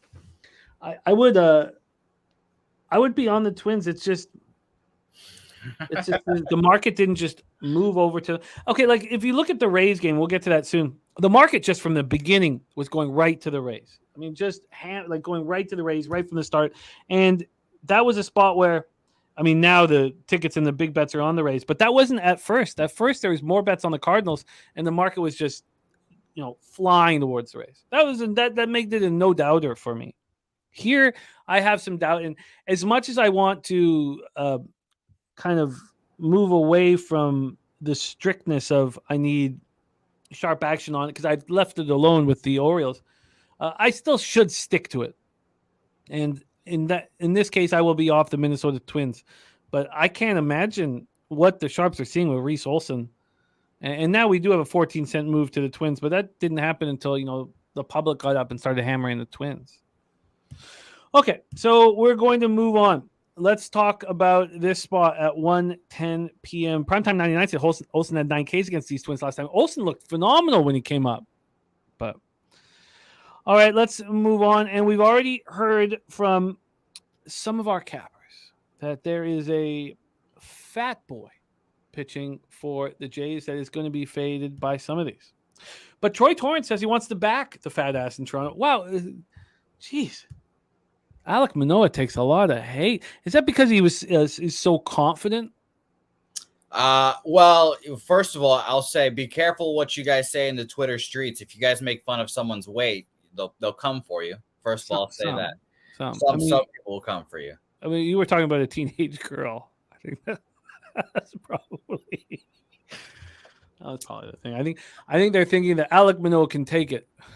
Well, yeah. First of all, of course, I think that teenage girl could take it too. She's old enough to, take the abuse. She's 18. Whatever. Whoa. Relax, Jimmy. Get your mind out of the gutter. No, you are digging yourself a hole all of a sudden after finally climbing out of one.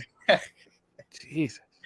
First of all, Alek Manoah was a cocky fuck. That's why no one likes him. He's talking shit to just everyone, thinking he's the fucking God's gift to green earth, and then he gets slapped in the face. So I was happy to see it. I can't stand him. I've said this. He's, I think he's in my top 3 least favorite non-Yankees players. Obviously, again, we've talked about this. The shortstop from Philadelphia is easily number 1. Evan Longoria and Alek Manoah. I just can't stand any of those guys. However, I am also backing him here. I'm not backing him via sidewise. Thank God. I'm not going to be on the opposite side of Mike M there. Cleveland plus 130. I've taken a first 5 under in this game, and all of these games have been unders. I should have been on it all, repeatedly. I bet in the first 2. Shout to Dabby Cat for getting us on Toronto first 5 -0.5. Won that by the skin of our teeth as well. But I'm just gonna be on the first 5 under here. Now the thing that's shitty, Jimmy, I thought I tweeted this out last night. I was convinced I tweeted out Orioles and this out last night. And last night, I bet this at 5.5 under -110. Or no, was it -110? Hold on. It was -115, excuse me. But now for show purposes, it's unfortunately first 5 under 5 at -110. So I'll take that for the show, and I'll tweet that out, and I'll ride with that. But I said it as well. I think one of the more underrated, better trade deals of the deadline was the Guardians getting Noah Syndergaard. They always managed to figure out pitchers, and I think that it's very good for Noah Syndergaard to get out of a big city because he's probably on that Matt Harvey train as well. So I think Manoah keeps pitching well against a shitty Guardians offense. He dominated the Red Sox last time, extremely annoying fashion. That's when the Red Sox season officially ended. But I think that Noah Syndergaard could pitch decently here against a really good Blue Jays offense that obviously has not pitched or not done anything in the series. So first 5 under 5, -110 for me. You should be able to just tweet out your ticket and say, I thought I tweeted this out. I mean, you bet it. You have your ticket. That's fine. I'll take my under 5. No worries. And we'll rock and roll here. And all right. Jose has moved on the first 5 under 5 at -110. Pimp slap play of the day. Cleveland plus 130. Troy Torrance says weren't the guard sellers at the deadline. it's complicated. But yeah, they were kind of. It's funny. Like the Twins are so bad. I'm surprised they didn't want to load up. But the Twins are incompetent. That's why they're run by incompetent people over there. So I just don't understand why they didn't load up. That's all. All right, let's talk about the weather here in Cleveland. For those of you looking at totals, 75 Fahrenheit clear, 10.9 miles per hour left to right, goes up to 12.1 miles per hour. Progressive Field plus 13% home runs, plus 15% doubles and triples, plus 9% runs. Plus 9% runs. We go into the line history of this one. They're opened up at 9.5, and it lasted there until 8:45 this morning. And then even at 9 this morning, it jumped back up to 9.5, then back to 9, 9.5, back to 9. So it's sitting here at 9.5. So we have a legit move to the under. And why wouldn't that be happening in the marketplace? The betting public just saw back-to-back 1-0 games. From a money line standpoint here, we have we have the Tribe sitting at plus 124. They opened up at plus 124. They did go down to plus 117 and 115. There was an immediate move towards the Guardians. Real Deal Prime says clear. Jay's spot. Hunter Engelhardt says me and Jose on the same play. This may be history in the making. Manoah 5.72 ERA, 1.74 WHIP. He's coming off a nice start at Fenway. He went 6 2/3, allowed 6 hits, 3 earned runs, 2 homers, 5 Ks, 2 walks. He's been much better on the road than he's been at home this year. Noah Syndergaard, second start with Cleveland, didn't go nearly as well as that first start. 6 innings, 9 hits, 5 earned runs, 4 homers, 3 Ks. I mean, it was ugly. 7-4 loss at home to the White Sox. Jays are not hitting righties. They're smashing lefties. They're not hitting righties, but they didn't smash Logan Allen. 239, 714 OPS since July 1st. Guardians, 267, 735. Ramon Scott says, yes, back-to-back 1-0 games, but also Toronto unders in 25 of the last 32 and Cleveland unders in 12 of the last 16. That's a great stat there. Wow. Maybe I should be on both for first 5 and full game. Tell me you didn't just say that. Says anyone got some stolen base props they're looking at with Syndergaard on the mound? I mean, that guy is so bad at keeping runners on. That is a really, really good point. So yeah, he's among the worst. Let's take a look at the cash flow then for this one. Sorry, where that? I lost. There we go. So 49% of the tickets, 58% of cash on the Guardians. From a total side of things, it's even. Look, this just feels like a coin flip to me. And, that's baseball, weighted coin flips. I get it, but I love the Rays today, and I like the Orioles, and I don't feel like it's necessary to get involved in this one.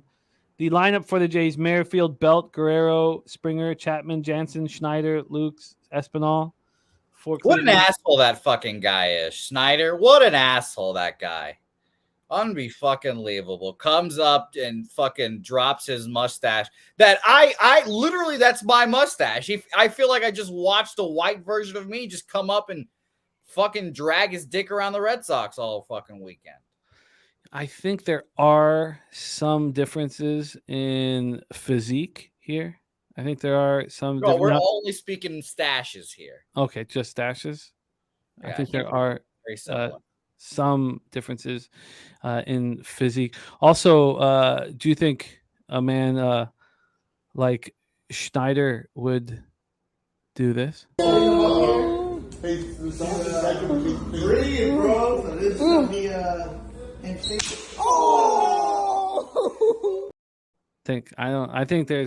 I think it's very difficult to find similarities. I think it's so hard to find similarities here between you guys. Remo says total at 9.5 at all books beside Penny at 9. Under might be the play indeed. Hunter Engelhardt says take the Nerfy as well. Too much value plus 120. Thor owns Belt 2 for 21 and Witt 3 for 14. That's a good look. 120. I cannot say Schneider for some reason, Nate Dogg. I can't do that with John Schreiber. I don't know how to say his name either. It's me apparently as well. By the way, you know what? I'll join Hunter Engelhardt. I have not taken a Nerfy literally all season. This will be the first one I've taken all year. Plus 120 is crazy. Can Alek Manoah just keep his, fupa in his pants for an inning? That'd be great. I'm off this, man. This just seems coin flippy. Dabby Cab says Slaughter said we should tie him to a pole and throw sandwiches at him. It's interesting. All right. And Hunter doesn't know if it's still at 120. Let's just quickly look at what it is right here, because this will conclude all 110 games. Let's see.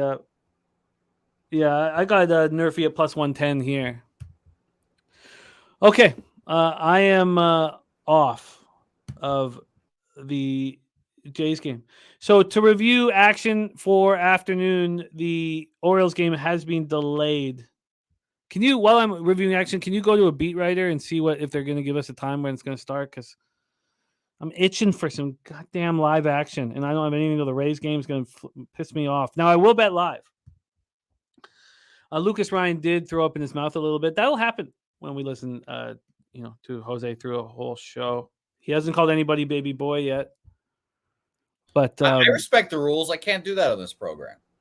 Okay, well, we have another rule then. You can't, when somebody's becoming a dad, you can't congratulate them for having sex. Someone's becoming a parent. You can't do it. Well, I wouldn't know what that's like, so I just want to, extend the olive branch. No. We're cutting. That's a new rule. Because you do seem to care about the rules, pay attention to the rules.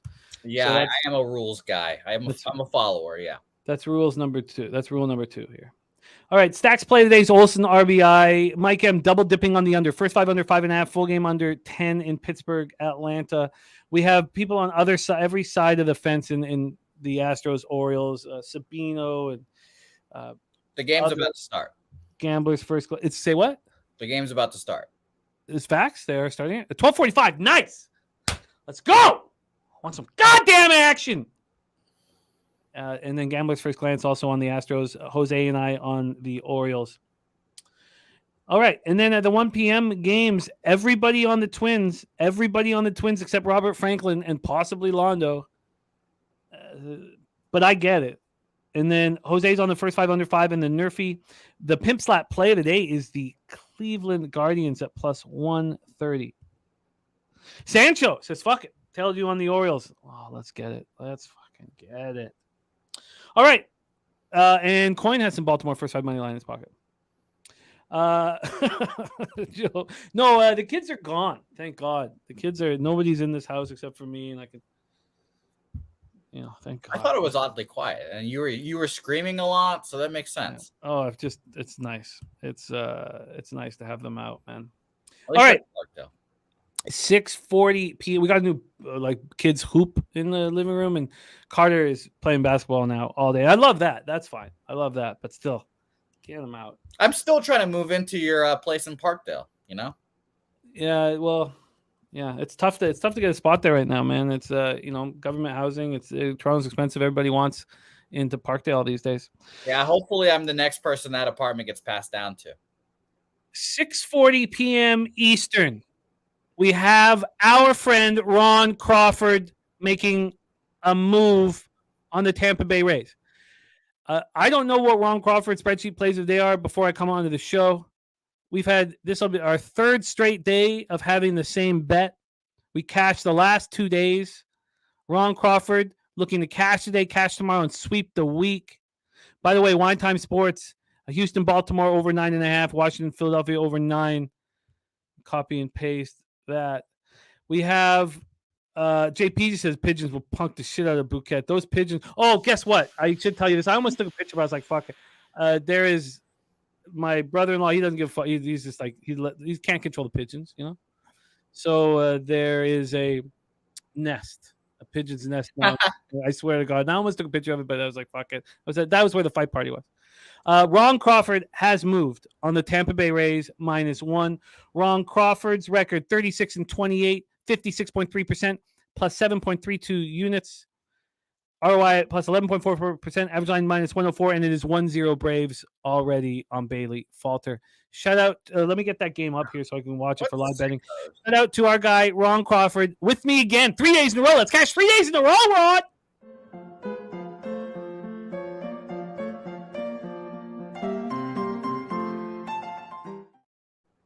All right.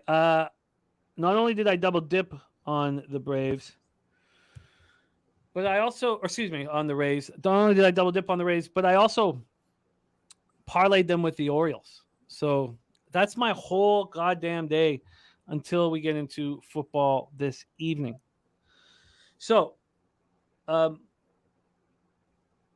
let's go here into the Rays spot, why I like it so much here. And it's Matthew Liberatore. I think he's very weak. What we do is we trust Tampa's decisions around pitching, and if they like Zach Little, we like Zach Little. He's coming off an 8-0 win at the Tigers where he didn't allow a run over 6 innings, only walked 1 batter. So far this year at home, he's not being very good. He's allowed 8 earned runs over 11 innings, but he's not walked the batter. I just think if the Rays trust him, then we trust him. And they trust Zach Little here, and I think Matthew Liberatore is going to get touched again. Now, the Rays aren't hitting lefties, but Liberatore is poor. We know he's a very highly thought of prospect, but I am fading him. So let's take a look at the line history here for this one. The Rays at home are now minus 183. This opened up at minus 161. I got in late. I got in at minus 180. This got to minus 191 at 8:22 a.m. A little bit of buyback, but still 22 cents of movement.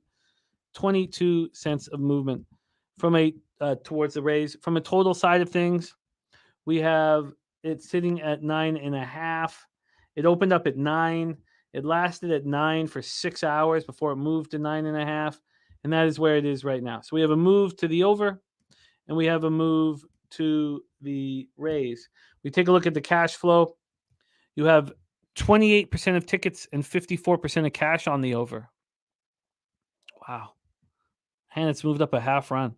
Public on the under, and it's moved a half run. Wow. Money line, 69% of tickets, 81% of cash on the Rays. There's our guy, Big O, cashed on that Phillies run line yesterday. So with Ron Crawford spreadsheet plays, he was on the Yankees -1. So was I on Tuesday. He was on the Phillies -1. So was I on Wednesday. And he's on the Rays -1 here.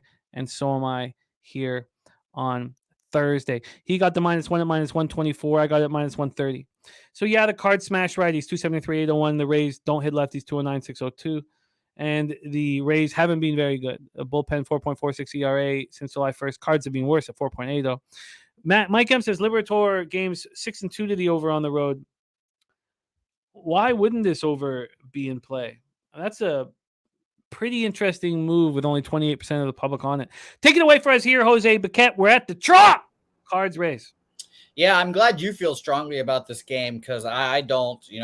Minus 190-ish for the Rays is probably accurate. But again, I've said it often when trying to fade the Cardinals. It's kind of hard to fade the Cardinals when their offense is just, still intact. They still have Arenado. They still have Goldie. They still have Edman. They're still pretty good. So I agree with you. I lean towards an over here as well. The Rays are obviously very, very good against lefties as well. They're in the Braves category of I think they're so good against lefties that other teams kind of don't throw lefties against them because they kind of know that they're good. Full season, they're only 117 weighted runs created plus, but they have 822 plate appearances against lefties this year. That's really low actually compared to for example, the Padres, who are one in front of them with 1,300 plate appearances against lefties. Since July 1st against lefties, they are, let's see here, only 167 plate appearances, but 73 weighted runs created plus is low for them. We know that they've been in a cold spell. I'm interested to see what it is in the last, I would say, 2 weeks against lefties. I'll do that real quick. I imagine it's poor. Let's see here. By the way, the Orioles are now -110. It's a very good sign. good. Only 76 plate appearances. So again, they don't see them very often. And I feel like it's for a reason. 102 weighted runs created plus, so about even. So I just think it's genuinely the teams try to stay away from lefties with them. So I can see an over here. I don't trust Matty Lib. And Littell, for a while, I thought every time I saw him, I was like, oh, bullpen day. But now he's going deep. You mentioned his 6-inning, 3-hit, no-earned run performance against the Tigers. Do it again. It's one of those things where, like you talk about an NBA player prop, Stephen Curry goes for 40 the next night, we want to fade him. Guy goes for one of his best starts of his career, 6-inning shutout. I'd want to fade him the next time. So I lean over, but I want nothing to do with it, truthfully. I disagree with the analogy because this is a unheralded kid that nobody knows anything about that's being brought up by the Rays because they trust him. And they finally see a really good start, which backs up all of their advanced analytics on him. So in 6 innings, 1 strikeout, 1 walk. I mean, all he got was soft contact, which is what he's capable of. I don't see it as like a, when a star has a 40-point game or 50-point game and you fade him the next night. Eric Jones following the trends with the under, and Ramon Scott saying that Cards bullpen 1.82 ERA over their last 10. I would like, Troy, it's because of this man no longer pitching, Rue McClanahan no longer pitching for the Rays, but still. Man? Well, no, you're right. But that's why. I mean, it's obviously the injuries that made it happen, but Sancho says that Orioles game about to start. Troy Torrance on Rays. I think this over is live here. I think the over is alive. Mike M, RBI spots, Arenado, Yandy, Franco. I think all three will get there. So same game option in play with an over in Tampa Bay to win. I can understand Eric Jones trusting the trends here, but I think that there's runs in this game as well. So, and I think 28% of the tickets and a lot of the, what was the final number? I shouldn't just say it. It was 28% of the tickets. Or it's a total 28% of the tickets and 54% of the cash on the over. I find that appealing. Ramon Scott says Rue, DJ Big Boss, Gil Fluff. Yeah, you know it, man. And Nasty Nate says Red Sox smash, Patriots smash. Shout out to our guy Nasty Nate. I think I add the over 9.5. I think that's my first edition here on the card. I don't think that Zach's going to have a great start or anything like that, and I want to fade Liberator. And if the Rays do go up, the Cards will bring out their weak spots here. But I get Eric Jones why you are trusting the trend in that spot. But Mike M, who loves trends, is also on the over. So I'm going to trust the situation here and move on the over, and we'll see what happens. Looks like that'll be my first addition to the card. And now that's all my action. So let's see if we're adding anything. We have Billy Brisbane joining us for WNBA once we're done these last 3 games in MLB. Let's get to work. We start at 6:40 p. Oh, has the game started yet? Let's move over here. We're off. Oh my God, what a catch. Holy shit. Ooh-wee, that's fortunate. That was a beautiful catch by the O's. All right, 2 out now for the Astros. That was just a spectacular. God, the O's play good defense, man. Just trustworthy defense. All right. And Robert Franklin bet Tampa Bay run line at plus 105. I got my first 5 -0.5, my full game -1. We're both at -130. 6:40 p.m. Eastern, Washington Nationals 15-65, 28-31 on the road at the Philadelphia Phillies, 63-52, 32-22 at home. We're at Citizens Bank Park in Philadelphia, Pennsylvania. Me sitting here with such a disappointing record this year is shocking when I see the calls that I've been making on these pitchers. I mean, I was on Lorenzen, I love the signing. I was on him, and now he's pitching spectacularly well. You can be right about Brady Singer and Lorenzen in these spots, but you need to be right more often than you're wrong, and that's not something that I've been delivering this year, which makes me want to smash this computer. Patrick Corbin going up against Aaron Nola. Aaron Nola had an ugly start at home against these hot-hitting Royals that we'll be talking about next. Let's talk about this one, though. Citizens Bank. We will start with the weather here and live betting opportunities. We want to know what moves you guys are making live, and we want to make some as well. 75 Fahrenheit, 5.5 miles per hour to left center, stays between 5.2 and 6.8 miles per hour. Let's get over to Ballpark Pal. Ballpark Pal has Citizens Bank Park is the most offensive park out there today. Plus 29% home runs, plus 1% doubles and triples, plus 19% runs. DC Capper on the over at 9. Morgan Spooner says Nationals are anemic against NOLA. Let's take a look at the line history for this one. Offensive weather. We have a total that looks like it has been dropping. It opened up at 9, a plus money to the under. It got up at 9.5 at 11:45 p.m. Back to 9, jumped up at 9.5 at 9:06 a.m. Keep going back and forth, back and forth. So we're back at 9, and we've had a pretty legit move to the under since 9:15 a.m. The under now is slightly juiced. So we had 12 cents of movement to the under. 12 cents of movement to the under in this spot. That's a little surprising. We take a look at the money line market move here. We have, here we go. We have the Orioles sitting at minus 259. They opened up minus 235, a big move towards them. If you backed NOLA at home last out, you would have lost money on a huge favorite. And is this the bounce back opportunity for him? 88% of tickets, 85% of the cash on the over. And the under is, 12-cent move to the under. Then 13% of tickets and 40% of cash on the Washington Nationals. Patrick Corbin, the lefty on the hill, and the Phillies have been hitting lefties hard, 273, 802 OPS. Corbin's last start was 6-3 win at the Reds. It was an offensive situation, the Great American Ballpark, and he pitched quite well. 6 in the third, 4 hits, 3 runs, 2 Ks, 1 walk. On the road, 5.31 ERA over 62 2/3. He's allowed 17 home runs at home. On the road. He's only allowed 7 at home. 271 opponent's batting average. NOLA has a 3.75 ERA at home. He's been much better at home than on the road, but that was an ugly start last out. And Nats versus righties, 241, 699 OPS since July 1st. Nats bullpen is pitching a little better of late, but it's been quite bad. Take it away for us here, Jose Bouquett. Do the Phillies pull at the brooms? I would assume so. Well, I don't know. Honestly, I couldn't have a good feel on this game. This does feel like a Patrick Corbin kind of like screwy game where he goes out there and pitches well. I could easily see that, but I didn't want anything to do with this game. I looked at Patrick Corbin's starts against the Phillies last year, and you could say it's a different guy from last year to this year, and I'd believe you, but he saw him 4 times, 4 2/3, 7 earned runs, 6 2/3, 5 earned runs, 2/3 of an inning, 6 earned runs, and 3 2/3, 9 runs, only 2 of them earned. So he just has a history of getting crushed by them. Has not seen them this year, which is kind of surprising.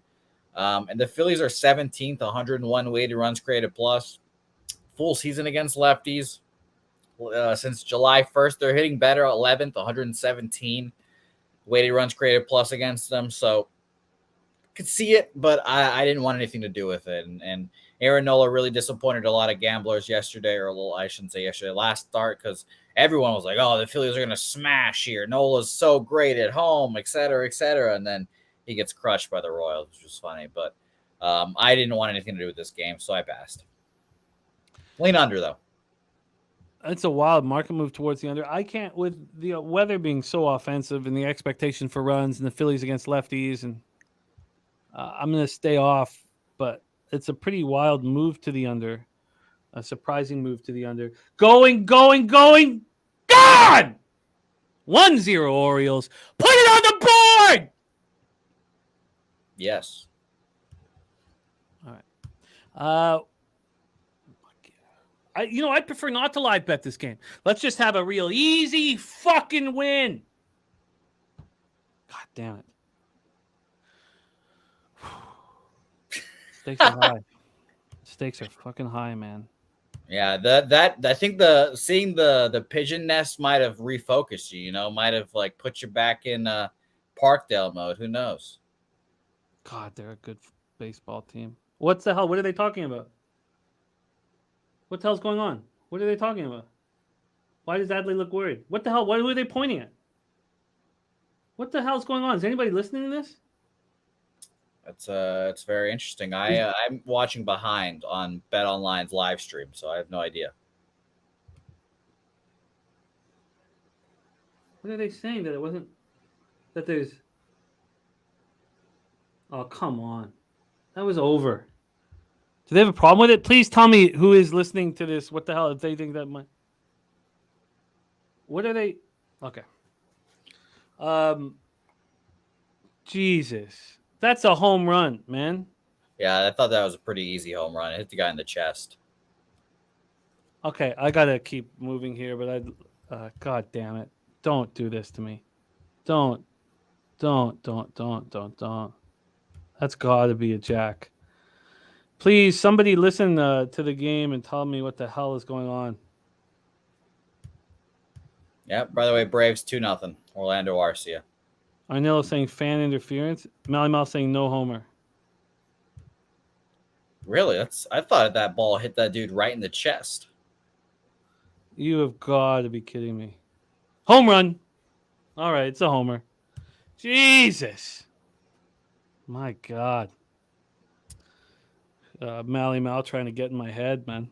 Okay, let's get back to work here. Nationals, Phillies. Okay, I'll tell you this. If the Orioles win and I cash that action and then I have the Rays and the parlay Orioles-Rays live, I'm not going to bet the Rays over. I'm going to be in such a sweet spot to get paid. And so I thought you were gonna lie to us and say that you were gonna add a bet after you won those bets. I was like, no, you're not. You're gonna have the money. You're gonna sit pretty, and you're gonna be like, I don't want to make another bet. But well, it's not about. I love making bets. It's just that I need to win so goddamn bad, and I'm not. So I'm telling you that straight up. So that is the about the over in the Rays game for transparency. If the Orioles win this, I'm gonna sit back and just love the spot I'm in.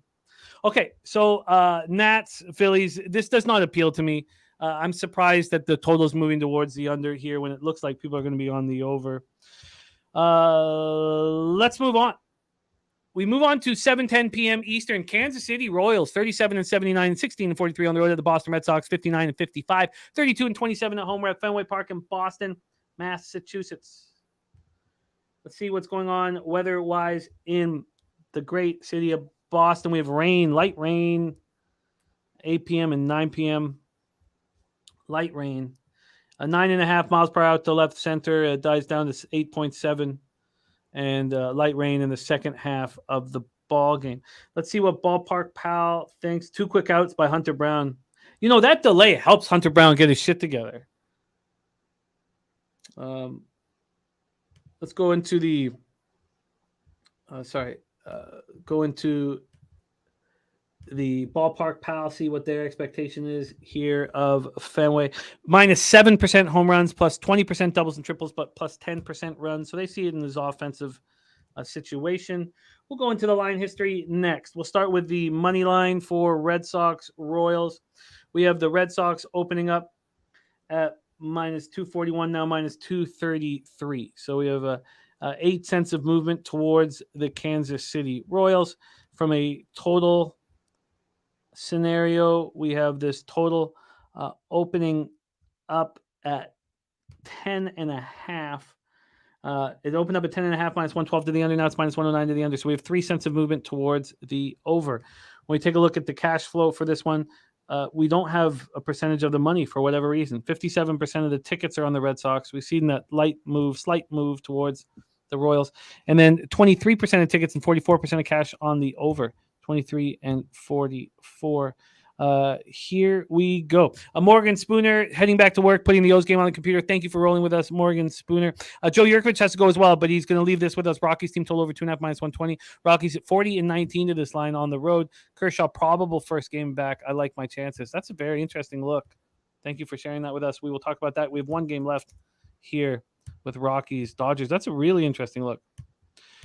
All right. Mike M says hit both RBI plays here yesterday. Cashed the first half under, the full game under. That's threading the needle. It sure is. So, Jose, the Royals bullpen has been so bad since July 1st, 6.06 ERA. The Red Sox smashed righties, but the Royals smashed lefties, 278, 776 OPS since July 1st. Paxton coming off a tough loss, 7-3 at home. He did not look very good. He allowed 3 jacks over 5 innings. He's not been looking as dominant as he did when he first came up. And Alec Marsh has been absolutely a disaster on the road. What if I told you this was Austin Cox now? Oh, shit. Okay, thank you. Thank you for stopping me. That might be an opener. Who knows? But well, let me see. Does RotoWire think that is an opener? Yes, Alec Marsh is the primary. So let me just discuss this quickly then here. You can touch on Austin Cox. I'll just tell you guys about Alec Marsh. He's got nice strikeout, 32 strikeouts in 28 innings, but he's allowed 17 walks and he's allowed 10 home runs in 28 innings. So we're talking a home run every 2.8 innings. Also, on the road, he's only thrown 17 innings, 19 hits, 14 earned runs, 6 home runs allowed, 15 Ks, 11 walks, and a 288 opponent's batting average. So they don't want Alec Marsh going up against the top of the Boston Red Sox lineup because he's been so atrocious on the road. Take it away here. In Big O, I don't think it's really going to be a bullpen day unless Alec Marsh gets lit up. But I think they want Alec Marsh to go 5, right? So I think it's a opener and then Alec Marsh to go at least 5. Alfred says, what do you think of Paxton to record the win today?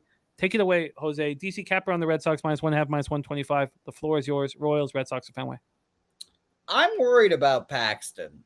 And I said for the whole first half of the season that I was really excited for the Red Sox to trade James Paxton. It would have been a great return for the Red Sox. And they wouldn't have had to deal with this bullshit in the second half of the season because it's been quite a long time since he's thrown this many innings in a season, since 2019. That was his last fully healthy season on the Yankees. Ever since then, he's been hurt, and he's back now. This is 75 innings for him, and I think there's some fatigue setting in. I'm a little concerned about that. The Royals have been offensively pretty solid. And I just really do not believe the Red Sox should be -245 here. So if anything, I'm taking Royals or the over here. Cox is a straight bullpen opener guy. He goes 1 inning. He used to be a starter and he sucked. But he has not given up. Well, I should say he's given up 2 runs in the since the last month on the 25th.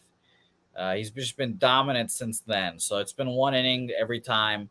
And he's been solid. So I ultimately pass this game as I have, unfortunately, all these Red Sox Royals games. But it's Royals or nothing for me here. And the over. Yes. Yeah, and Mike M likes a little Bobby Witt today as well. I mean, realistically, the Royals could have won that game yesterday. It took a once in a 120-year thing for the fucking monster to eat a ball into the wall and prevent it from being a run there instead of giving a ground rule double. That was a shocker. It helped the Red Sox out tremendously yesterday. But these games have been closer than they seem. So, I like the Royals here. I wouldn't hate a +1.5 with them either. Huh. Well, I like that over. I think that over makes a lot of sense. I think that over makes a lot of sense. So, number 1 bullpen pieces used for the Red Sox yesterday too. Yeah, that over makes a lot of sense. Amen. So, over in St. Louis, Tampa, over in Kansas City, Boston are possible additions. Unless, I've got to figure out whether I want to open up, but I would need the Orioles to take care of business here at least to put me in a great spot. Oh, that's going deep, and gone. 1-1 tie. Oh, God, I'll never let it be easy. 1-1 tie. Diaz goes yardstick. Okay. Orioles live right now. Sorry? Or do they have the live odds for you yet? Oh, yeah. Live odds here, live at 10.5. Astros are sitting at -120. Okay.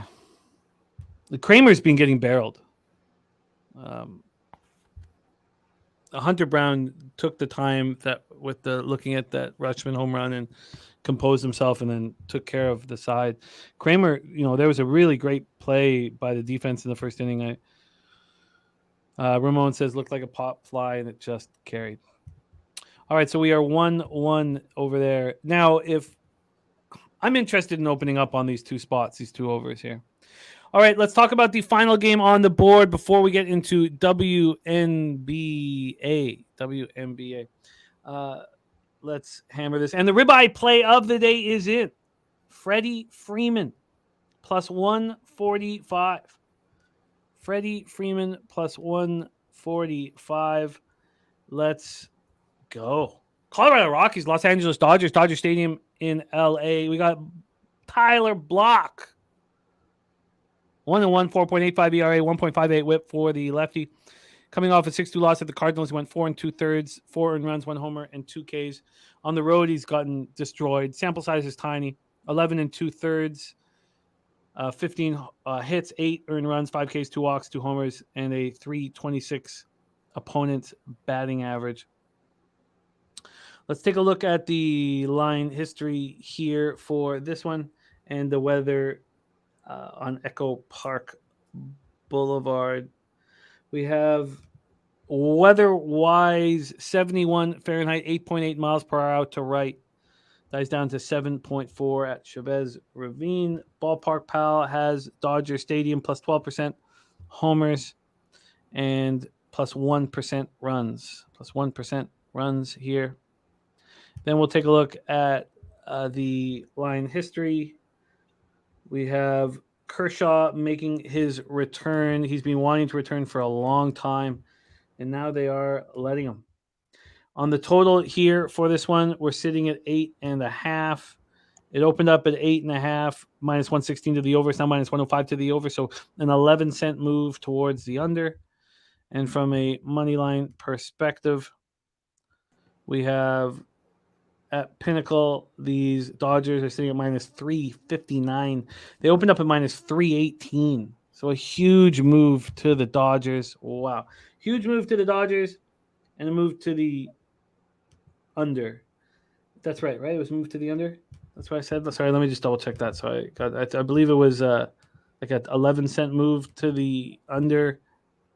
And we have, yes, under 8.5 minus 107, open at 103. Okay, so move to the under and a huge move to the Dodgers.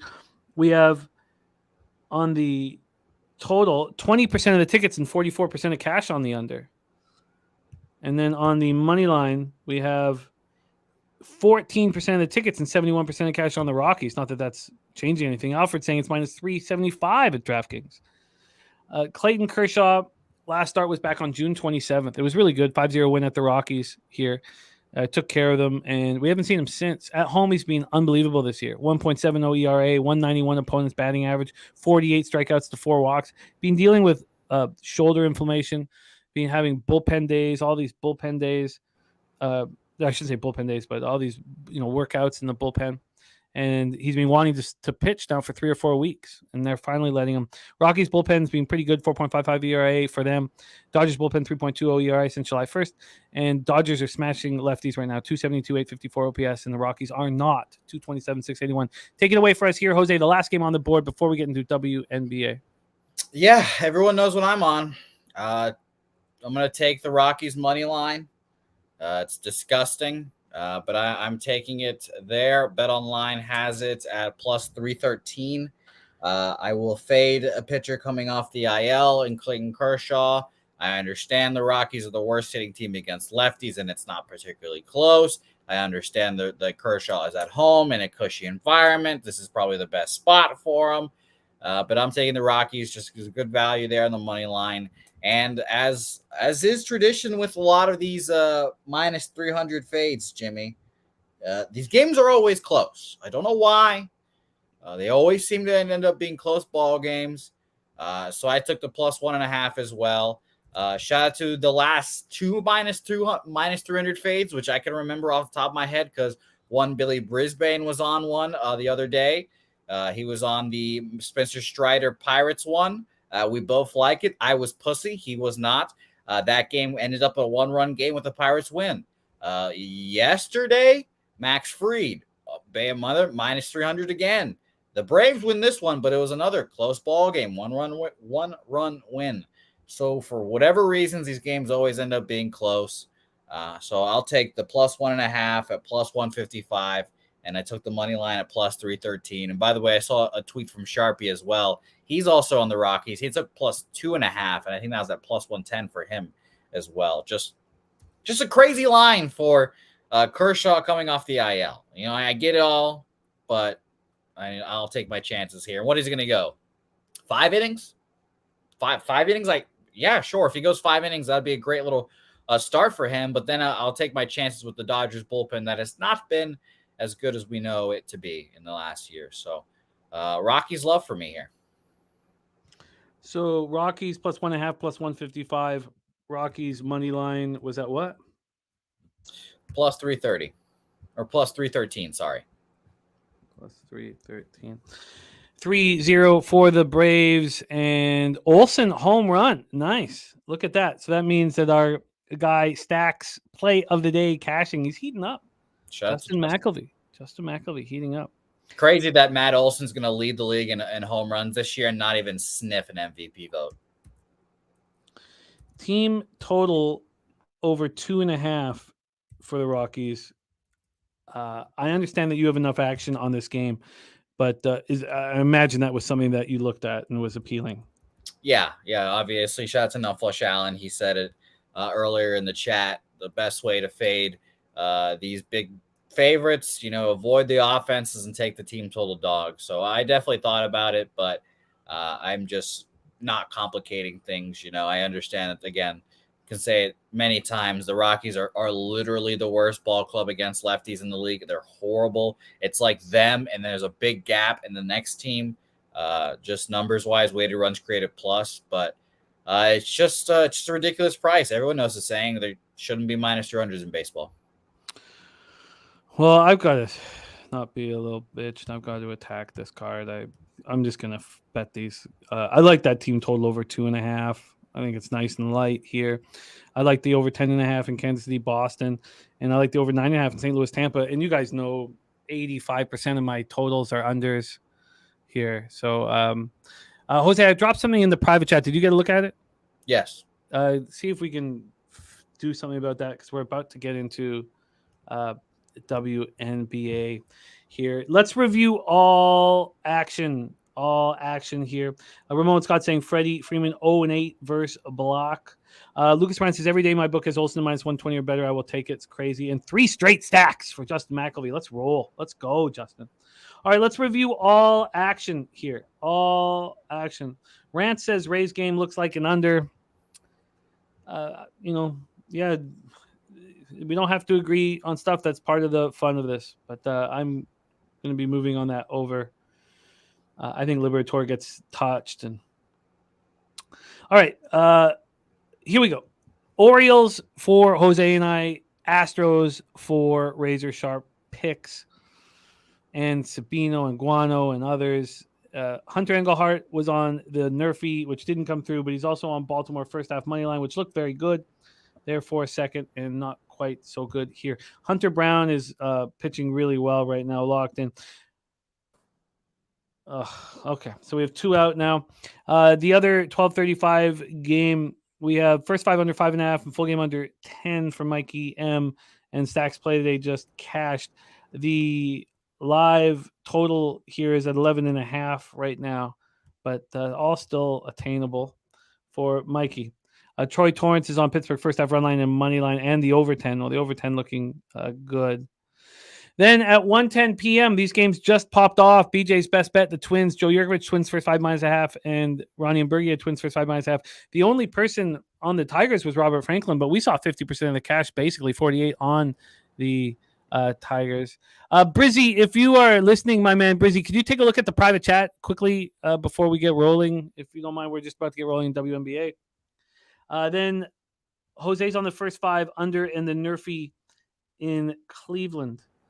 We got out of the top of the first. Jace had 2 men on, but Thor got out of it. And don't forget, Thor was a Blue Jay. He was traded for a 45-year-old knuckleballer. Really? I forgot about that. Yeah. First 5 under, 5 -110, and Nerfy at +120. Well, your Nerfy is in play here. Your Nerfy is in play. So moving on from that, we have nighttime action.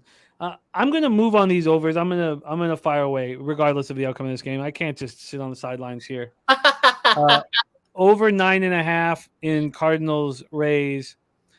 We are off Washington, Philly, over 10.5 in Kansas City, Boston, and I'm going to take the team total over 2.5 in the Rockies game.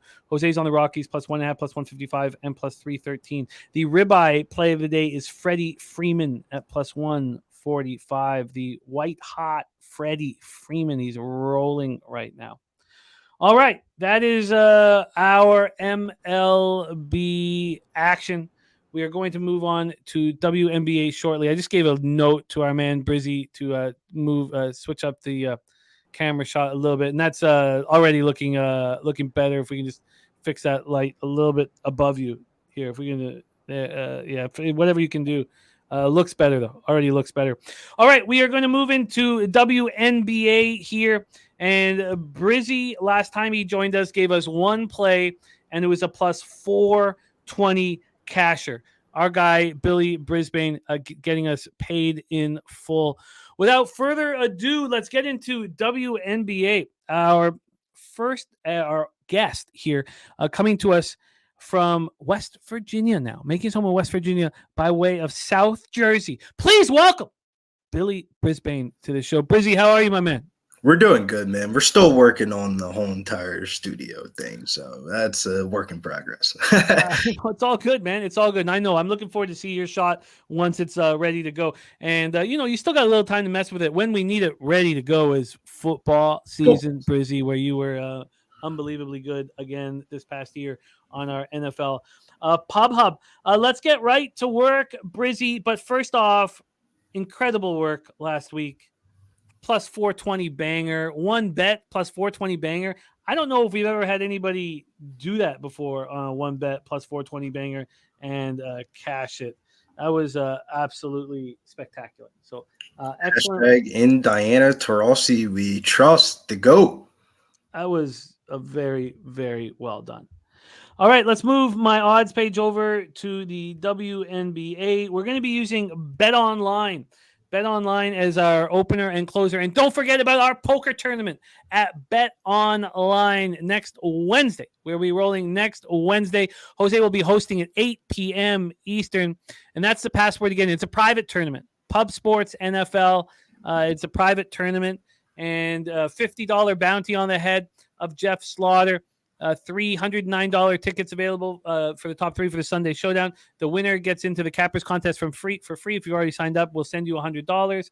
And if you don't have an account at Bet Online, you are in luck because we have a link on our website that will match you up to $1,000 if you just put in Pub Sports.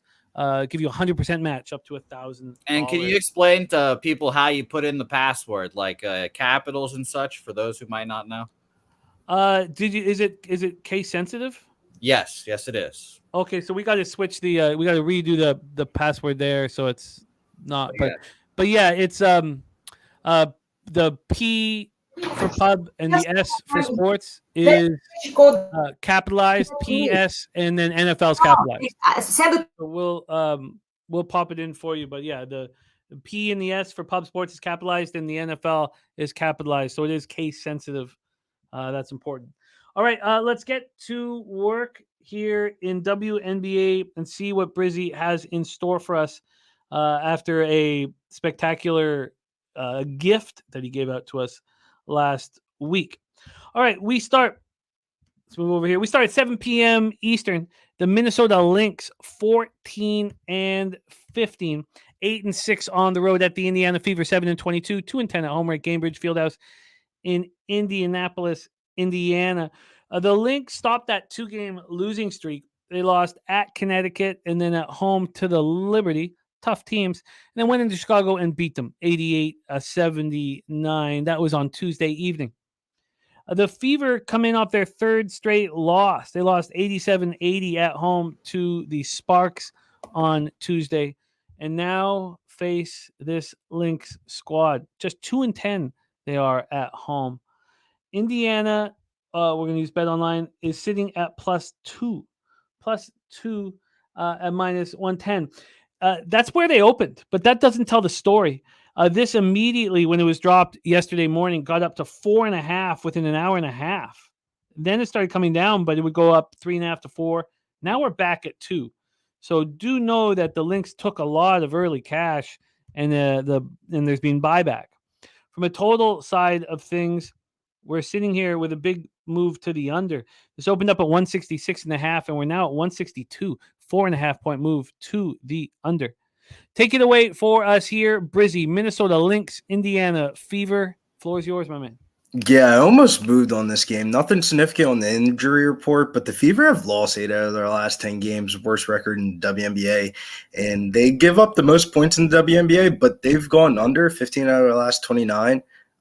They're 0-6 ATS, their past 6 games. The Lynx have been looking pretty good, though. I mean, they're 4-0 ATS last 4 road games to get Napisha Collier back. They're 5-1 ATS last 6 games overall. Seems weird that the market was kind of moving towards Indiana here. The line on FanDuel opened up at -175, then came down to -135. So a 30-40 cent line movement different. It feels like the Sharps are back in the home dog here. Home dogs covered a lot earlier on in the season, but not as much of recent. But now we have a slate of 3 home underdogs here. So I think you can go a little bit dog hunting on this one here. I kind of like the Fever to win this game. The Fever streak has been really bad, but they won 3 of their last 5 games versus Minnesota. They have Nalissa Smith returning back into the lineup last game for her birthday. She missed 2 weeks. That should help their reserves, because the biggest thing that you see about the Fever is they always find themselves down early in games. They always lose the first quarter, but Nalissa Smith should help their bench unit. I kind of lean towards Indiana here winning the game. It's not a popular pick, but not strong enough for me to move on it. Don't want to go dumpster diving in a Minnesota Lynx Indiana Fever game. But if you gave me a free bet or gun to my head, had to save everybody. For my life, I would probably take the Indiana Fever on the money line here. I think they're going to win this game. Yeah, good breakdown. I can understand the hesitancy to pull the trigger in bet. Yeah, they've just been so bad of recent. Yeah, no, I absolutely get it. Let's move on to the next spot on the board. 2 10 p.m. games. Brizzy, we'll start with the Connecticut Sun, 21-7, 12-3 on the road. Not only are they 12-3 on the road, but they're in the midst of a 4-game road winning streak. At the Phoenix Mercury, 8-20, 7-7 at home. They've been good at home this year. We have the Sun. Not only have they won 4 straight on the road, but they've won 3 straight overall. The last one was at Seattle on Tuesday night, 81-69. The Mercury beat up on the Mystics at home, 91-72 with Brittany Griner back in the lineup. They've won 2 of their last 3. Playing better, and they've been good at home, right? 7-7 at home, 1-13 on the road, but 7-7 at home. So let's take a look at the line history here for this one. We have this opening up with Phoenix +8, and it has not moved. Just taking 4 cents of juice. So we see these huge moves in the WNBA. We don't have a huge move on this one. This total, though, opened up at 1. Oh, sorry, I'm using Pinnacle. That was probably the reason instead of Bet Online. Just so used to it. Bet Online here, we have this total opening up at 159. Got up to 160.5. But we've had some buyback now at 159.5. So not a lot of market moves here in this one. A very interesting spot. Can Mercury play strong to close out the year? Connecticut Sun in town, a tough team. Take it away, Brizzy. Sun, Mercury. Yeah, we backed the Mercury in there last week, but I don't feel as confident in the Mercury in this spot. I actually got to lean the Connecticut Sun here. I made a move here on the Connecticut Sun, -7.5 at -114. The Sun have been red hot, winning 6 out of their last 7 games, and they won every game by double digits during that stretch. The last time these two teams faced, Phoenix actually upsetted Connecticut as +7.5 underdogs, and it's been a nice little feel-good story in Phoenix for the last week. They had Diana Taurasi break the point scoring record, and then they had Brittany Griner become the I think it's the franchise leading rebounder, and she actually broke somebody's record that is going to be on the other side here in Connecticut Sun. But the Sun have been ATS monsters on the road. I mean, straight up and ATS. I think they're going to cover the spread here tonight. This is usually a price range I don't back for basketball games just in general is the -7.5. Always get sketchy about it, but I like the Connecticut Sun here to cover the 7.5 tonight. You got it locked in. Connecticut Sun -7.5 at -114. Let's talk about the final spot here on the board. By the way, the Astros have runners on the corners, and we are tied at 1. And the killer, Kyle Tucker, is up. Just give him the base. Why would you pitch to Tucker here? I guess he struck him out in the first run through, but I like Molly Mall's little comment right there. Sun's trifecta spot. I could definitely see that. A Sun trifecta there for Mal. Just give Tucker the base, man. Why? Oh, God, he's just being an absolute destroyer here. Just give him the goddamn base, man. Okay, let's move on to the final game here. Atlanta Dream 15-13, 7-7 on the road. Seattle Storm 7-21, 2-13 at home. Climate Pledge Arena. Storm dealing with injuries. Let's take a look at this spot. Dream snapped their 2-game losing streak with an 82-73 win at home over the Fever. That was on Sunday. So they have a rest advantage over the Storm, who just lost to Connecticut 81-69 at home on Tuesday. Let's take a look at the line history here for this one. First off, on the total, we have a total that is climbing. Opened up at 161, and immediately within 20 minutes was moved up to 163.5. Got up to 165.5. It got up to 166 even, but we're at 164.5 right now. So a big move to the over there. And on the money line, we have this. Oh, sorry, on the spread. What am I talking about? Sorry, trying not to look at this baseball game. Oh, and he got out of it. Wow, Jesus, I had a boy, Kramer. Show no fear, just like I said. Okay. Then on the spread, we have the Storm opening up at +4.5. They got up to +6 immediately. So when it went up to 163.5, there was a 1.5 point move. So there's like a 2.5 point move to the over and a 1.5 point move towards the Dream. That's come back. It's now sitting at 5. So a slight move to the Dream and a move to the over. Take it away here for us, Brizzy. Atlanta Dream, Seattle Storm. I actually like the Seattle Storm here a little bit. The Dreamer 0-4 in their last 4 road games, 1-4 ATS, last 5 games overall. I mean, the Storm, the under here actually is what I like. The under is 11-1 in the Dream's last 12 overall, and then the under's been 5-1 in Seattle's last 6 overall. I'm kind of leaning towards the home dog here again. The Dream haven't historically played well in Seattle. They're 1-4 ATS last 5 in Seattle, 2-6 ATS last 8 meetings in Seattle. Seattle's been better at covering spreads on the at home, winning 4 out of their last 5 games on the spread and winning 3 out of the last 5 outright. The first time that these two teams played, Seattle actually covered a 14.5 underdog line, winning the game by 10 points without Jewel Lloyd, who's their star player. I think the most popular parlay today is going to be the Atlanta Dream money line, the Connecticut Sun money line, -120. So I'm leaning towards the under 164.5. That's the first play. And then the second play is the same game parlay of Seattle money line and the under 164.5 at +460. Oh, that would be a big payout. Storm money line and the under 164. And yeah, sweet. So if you do add those as official plays, just if you could tag me so I can read. Those will be official plays, the under and then Seattle and the under. Oh, nice. Okay, wow, that's exciting. So 3 bets on the card today. Connecticut Sun -7.5 full game, -114. Atlanta, Seattle under 164.5. I mean, Atlanta's 11-1 towards the under last 12. Seattle's 5-1 towards the under last 6. And then Seattle money line in the under 164.5. It's more of a fade of just like, I feel like you're telling me anybody that does WNBA betting is going to go to the window today and slap the 2 biggest favorites on the card of the Atlanta Dream and the Connecticut Sun. So it's -120. I think that's going to be a popular parlay, but I'm going to fade that parlay today, and I'm going to ride with Seattle money line in the under 164.5 because if they win this game, they're going to have to play defense. Oh, I love it. And just 1 week, just last appearance from our guy Brizzy, he cashed up plus 420 same game parlay. Excellent work, Brizzy, my man. Talk to us about the podcast. What went down this week? Yeah, we got the podcast. I believe we do it tomorrow because Big Show's got some stuff going on. Or I think it's Millsy Mills who's got some stuff going on.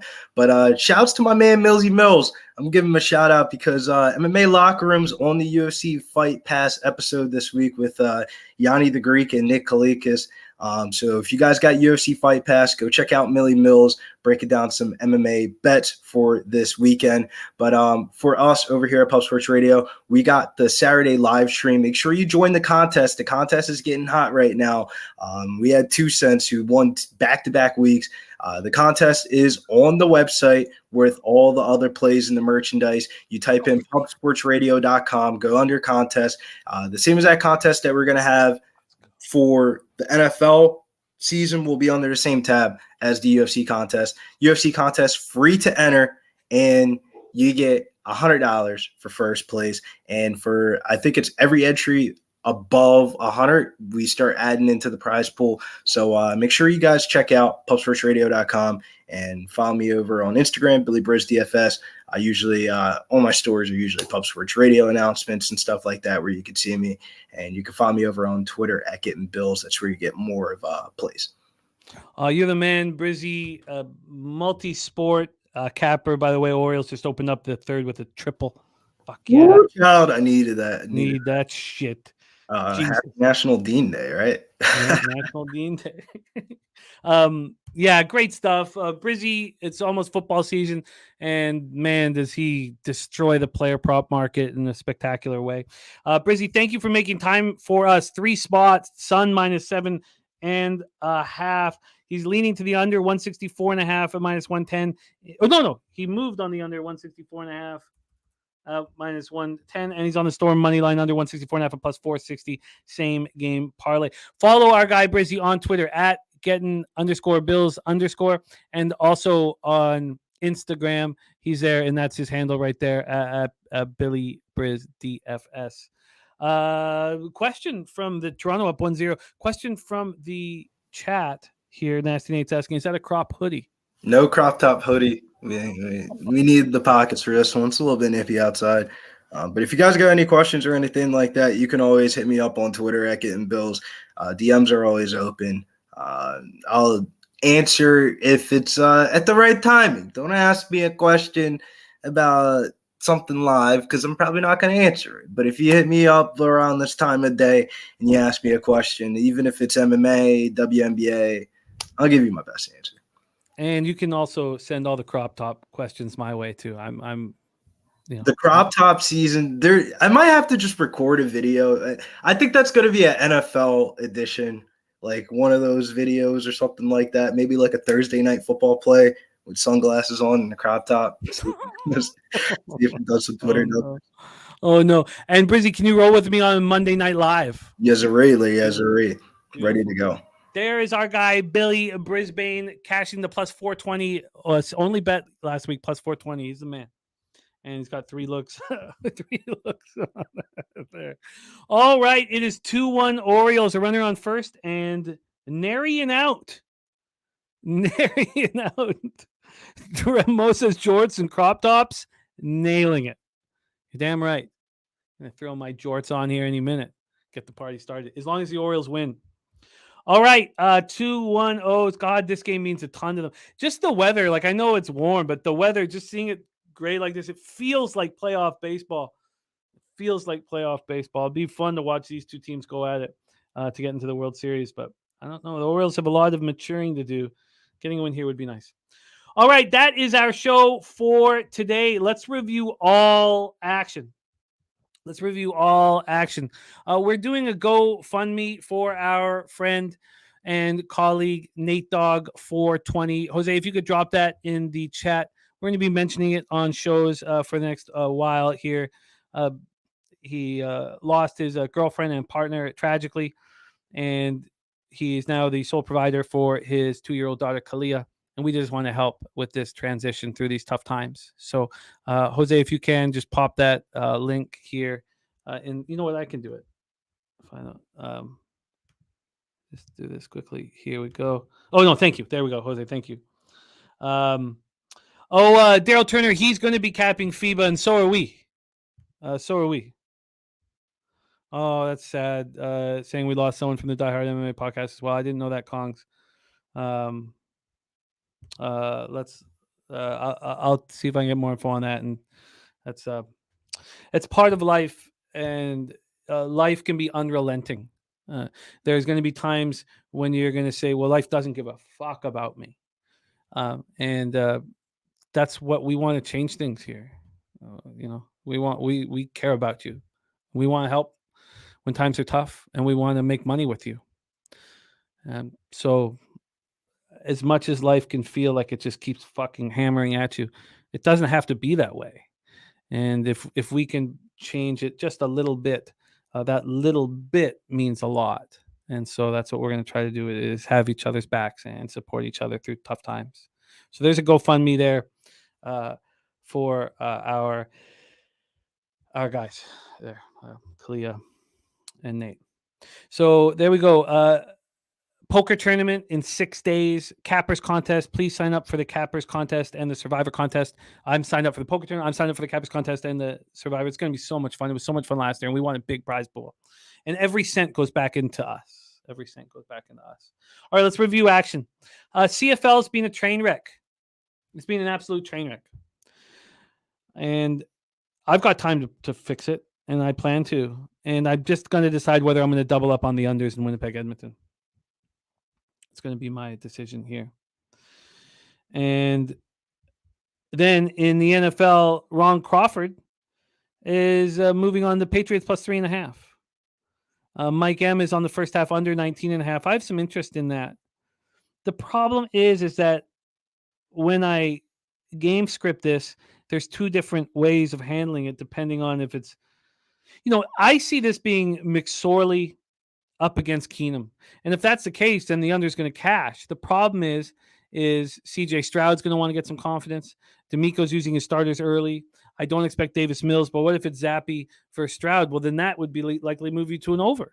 And I'll be watching this game. If Zappe and Stroud, look pretty good out there, I will live bet the under. But then you're going to have Malik Cunningham probably in the fourth quarter. So it is a tricky one. I don't think the other one's tricky. I love Nutflush Allen's call on the Seahawks team total under 20.5. I think the Vikings plus 3.5 is live. I'm interested in the full game under, but maybe I just move on those two spots. So we went 1-0. We took the first quarter under 6.5 in the Hall of Fame game. We went 12-2 last year's preseason. And I got to make the money, man. It's just the baseball season's been tough to take. Bankrolls aren't invincible. And, we need to be hammering with not any kind of concern. We need to be, making moves in the NFL this year. And so we need to win tonight. So those are, I think I look just a live bet the Texans Patriots, but I'm going to be all over the Vikings Seahawks. Okay. Then we have, let's just see what's going on here. Okay. They got out of the third. Okay. Then we've talked about all the games that are in play right now. So we don't need to hammer them more. What we can do is talk about the night games. I'm moving on the over 9.5 in St. Louis, Tampa. Now I'm going to double check these three spots that I'm moving on. The Rockies team total over 2.5 is going to be on my card. The over 9.5 here in St. Louis, Tampa, I've interest in. I expect to bet, and I expect to bet the over 10.5 in Kansas City, Boston. We stayed off of Washington, Philadelphia. Jose's on the Rockies plus 1.5, plus 155 in the money line at plus 313. And in WNBA, Brizzy's on the Suns minus 7.5. Storm money line in the under 164.5 at plus 460, and the under 164.5. And that, my friends, is our show for today. Nunya says, let's cash. NFL's back. Time to get sweaty. We're going to have a bunch of announcements next week that we're really excited about. We have two for sure brand new shows that we're going to announce next week. And we possibly have a third new show that we are in discussions about. So that will all come soon. Nunya, Kong's Clips, Tori Coker, Sancho, Daryl Turner, Justin McElvey, Arnello. What a group we run with, man. Daryl Turner, Mikey M, Philly Eagle Flyer, Kong's Clips, Oh, and I didn't mention Freddie Freeman. The ribeye play of the day is Freddie Freeman, and the pimp slap play of the day is in play right now with the Guardians. Here is in play right now with the Guardians. So we have a lot of excitement in store. That Twins-Tigers game is 0-0. It was a capping mistake. We see sharp money on the Tigers, and we know Maeda's going to pitch well. Well, what does that equal? It equals a goddamn under. It means the market is telling us that Reese Olson's going to pitch well, and I fucked it up. It's a pretty simple stuff. JW and RW, my guys, thanks for having my back when they were not wanting me to talk NFL. I'll go right into MLB. Sean Pulliam, Nasty Nate, Jay's Final Take. Thank you, Jay's Final Take. Not only did he become a member today, but he also gifted a membership that went to our guy, the Dab Father. The Dab Father. Benjamin Mills, congratulations cashing that Nerfy with Jose. Great job in the Jays game. Equinimus, JJ, Fopatashi, Remos, Tom Miggins. Levels play of the day. I missed that. Oh, God. It's Betts. Mookie. Over hits, runs, RBI. Wow. 2.5 over hits, runs, RBIs, over 2.5, 1.5 units. Thank you. Sorry, I missed that. Jesus. Don't want to miss out on the levels play of the day. All right. Respect to all you guys. Let's go out there and get that money. Thank you to Jose who does such a great job. Jose's going to be hosting our big Wednesday poker tournament. We're going to be doing it every Wednesday. So let's get a big sign up to it. It'll allow us to do more poker games and have, get to do more stuff with Bet Online. So the None Your Business play today, Pats plus 3.5. I think that's going to be a 4 soon. At least that's what I had said. Let me just see if it is a 4 now, if there's any 4s, because it felt like Texans were getting more and more and more love. Let's just quickly move here to NFL. Do we have a 4 on the board? It looks like they're... Oh, no. Wow, no. And buyback. The 10 cents of buyback. So Houston's gone from minus 3.5 and minus 117 to minus 3.5 and minus 107. Buyback on the Patriots. Ooh. Wow. Very interesting. All right. Go out there and get that cash. Thank you for all your hard work, Jose. Don't forget Balking Dead at 3:10 p.m. Eastern. Let's go out there and make the money. Make the money. Leche. Hey, those bookmakers. Milk that shit. Hey everyone, welcome into the Pub Sports Radio preview for the week. And let's start off with the 3 most important things. The Survivor Contest, Cappers Contest for 2023. Sign up today over at the Pub Sports Radio website, www.pubsportsradio.com. You guys sign up, $100 for each contest there, so $200 total. The poker tournament as well. Poker tournament's happening 3 times in August, the 16th, the 23rd, and the 30th. Sign up with our friends at Bet Online right now. $25 buy-in, whole lot of fun, and the winners get prizes as well. So shout out to Bet Online, our presenting host for that contest. Next, we have the Balking Day, Sharpie in the joints as well. The best damn MLB prop show in all the land. Pitcher props galore from Sharpie and all of his guests, including Connor Mack Picks, the Spin Doc, LJ from H-Town, and the Pimp Slap Pod himself, Mike M. Next, Clint of the Die Hard MMA podcast has been red hot on the canvas this year so far. 3 shows a week, Monday, Thursday, and Friday. Monday, he does his regular podcast where he breaks down the entire card, makes some picks. Thursday, he has Total Takedown. Friday, of course, the Undefeated Weigh-In show where he blocks in the rest of his action. So shout out to our guy Clint. On Thursday, speaking of it, the Unmuted Mic with Dabby Cab and Dave Rogers. They also bring a variety of entertainment, including interviews with OnlyFans star. This week, Rachel Pye joins the program, who illustrious OnlyFans star, and I'm sure Dave and Cab will get into a bunch of hijinks. Speaking of the aforementioned Dabby Cab, he's also on The Sesh with Dutch Boy Fresh, the true connoisseurs over there as well. They get into a variety of sports gambling topics as well as puffing that sweet, sweet Mary Jane while doing it. So shout out to The Sesh as well as our guys, Loshak and The Bag, Peter and Jimmy, reunited again on Tuesdays, 10 a.m. Central, 11 a.m. Eastern, and Betting with The Bag Wednesday through Friday, same times, breaking down every game on the card in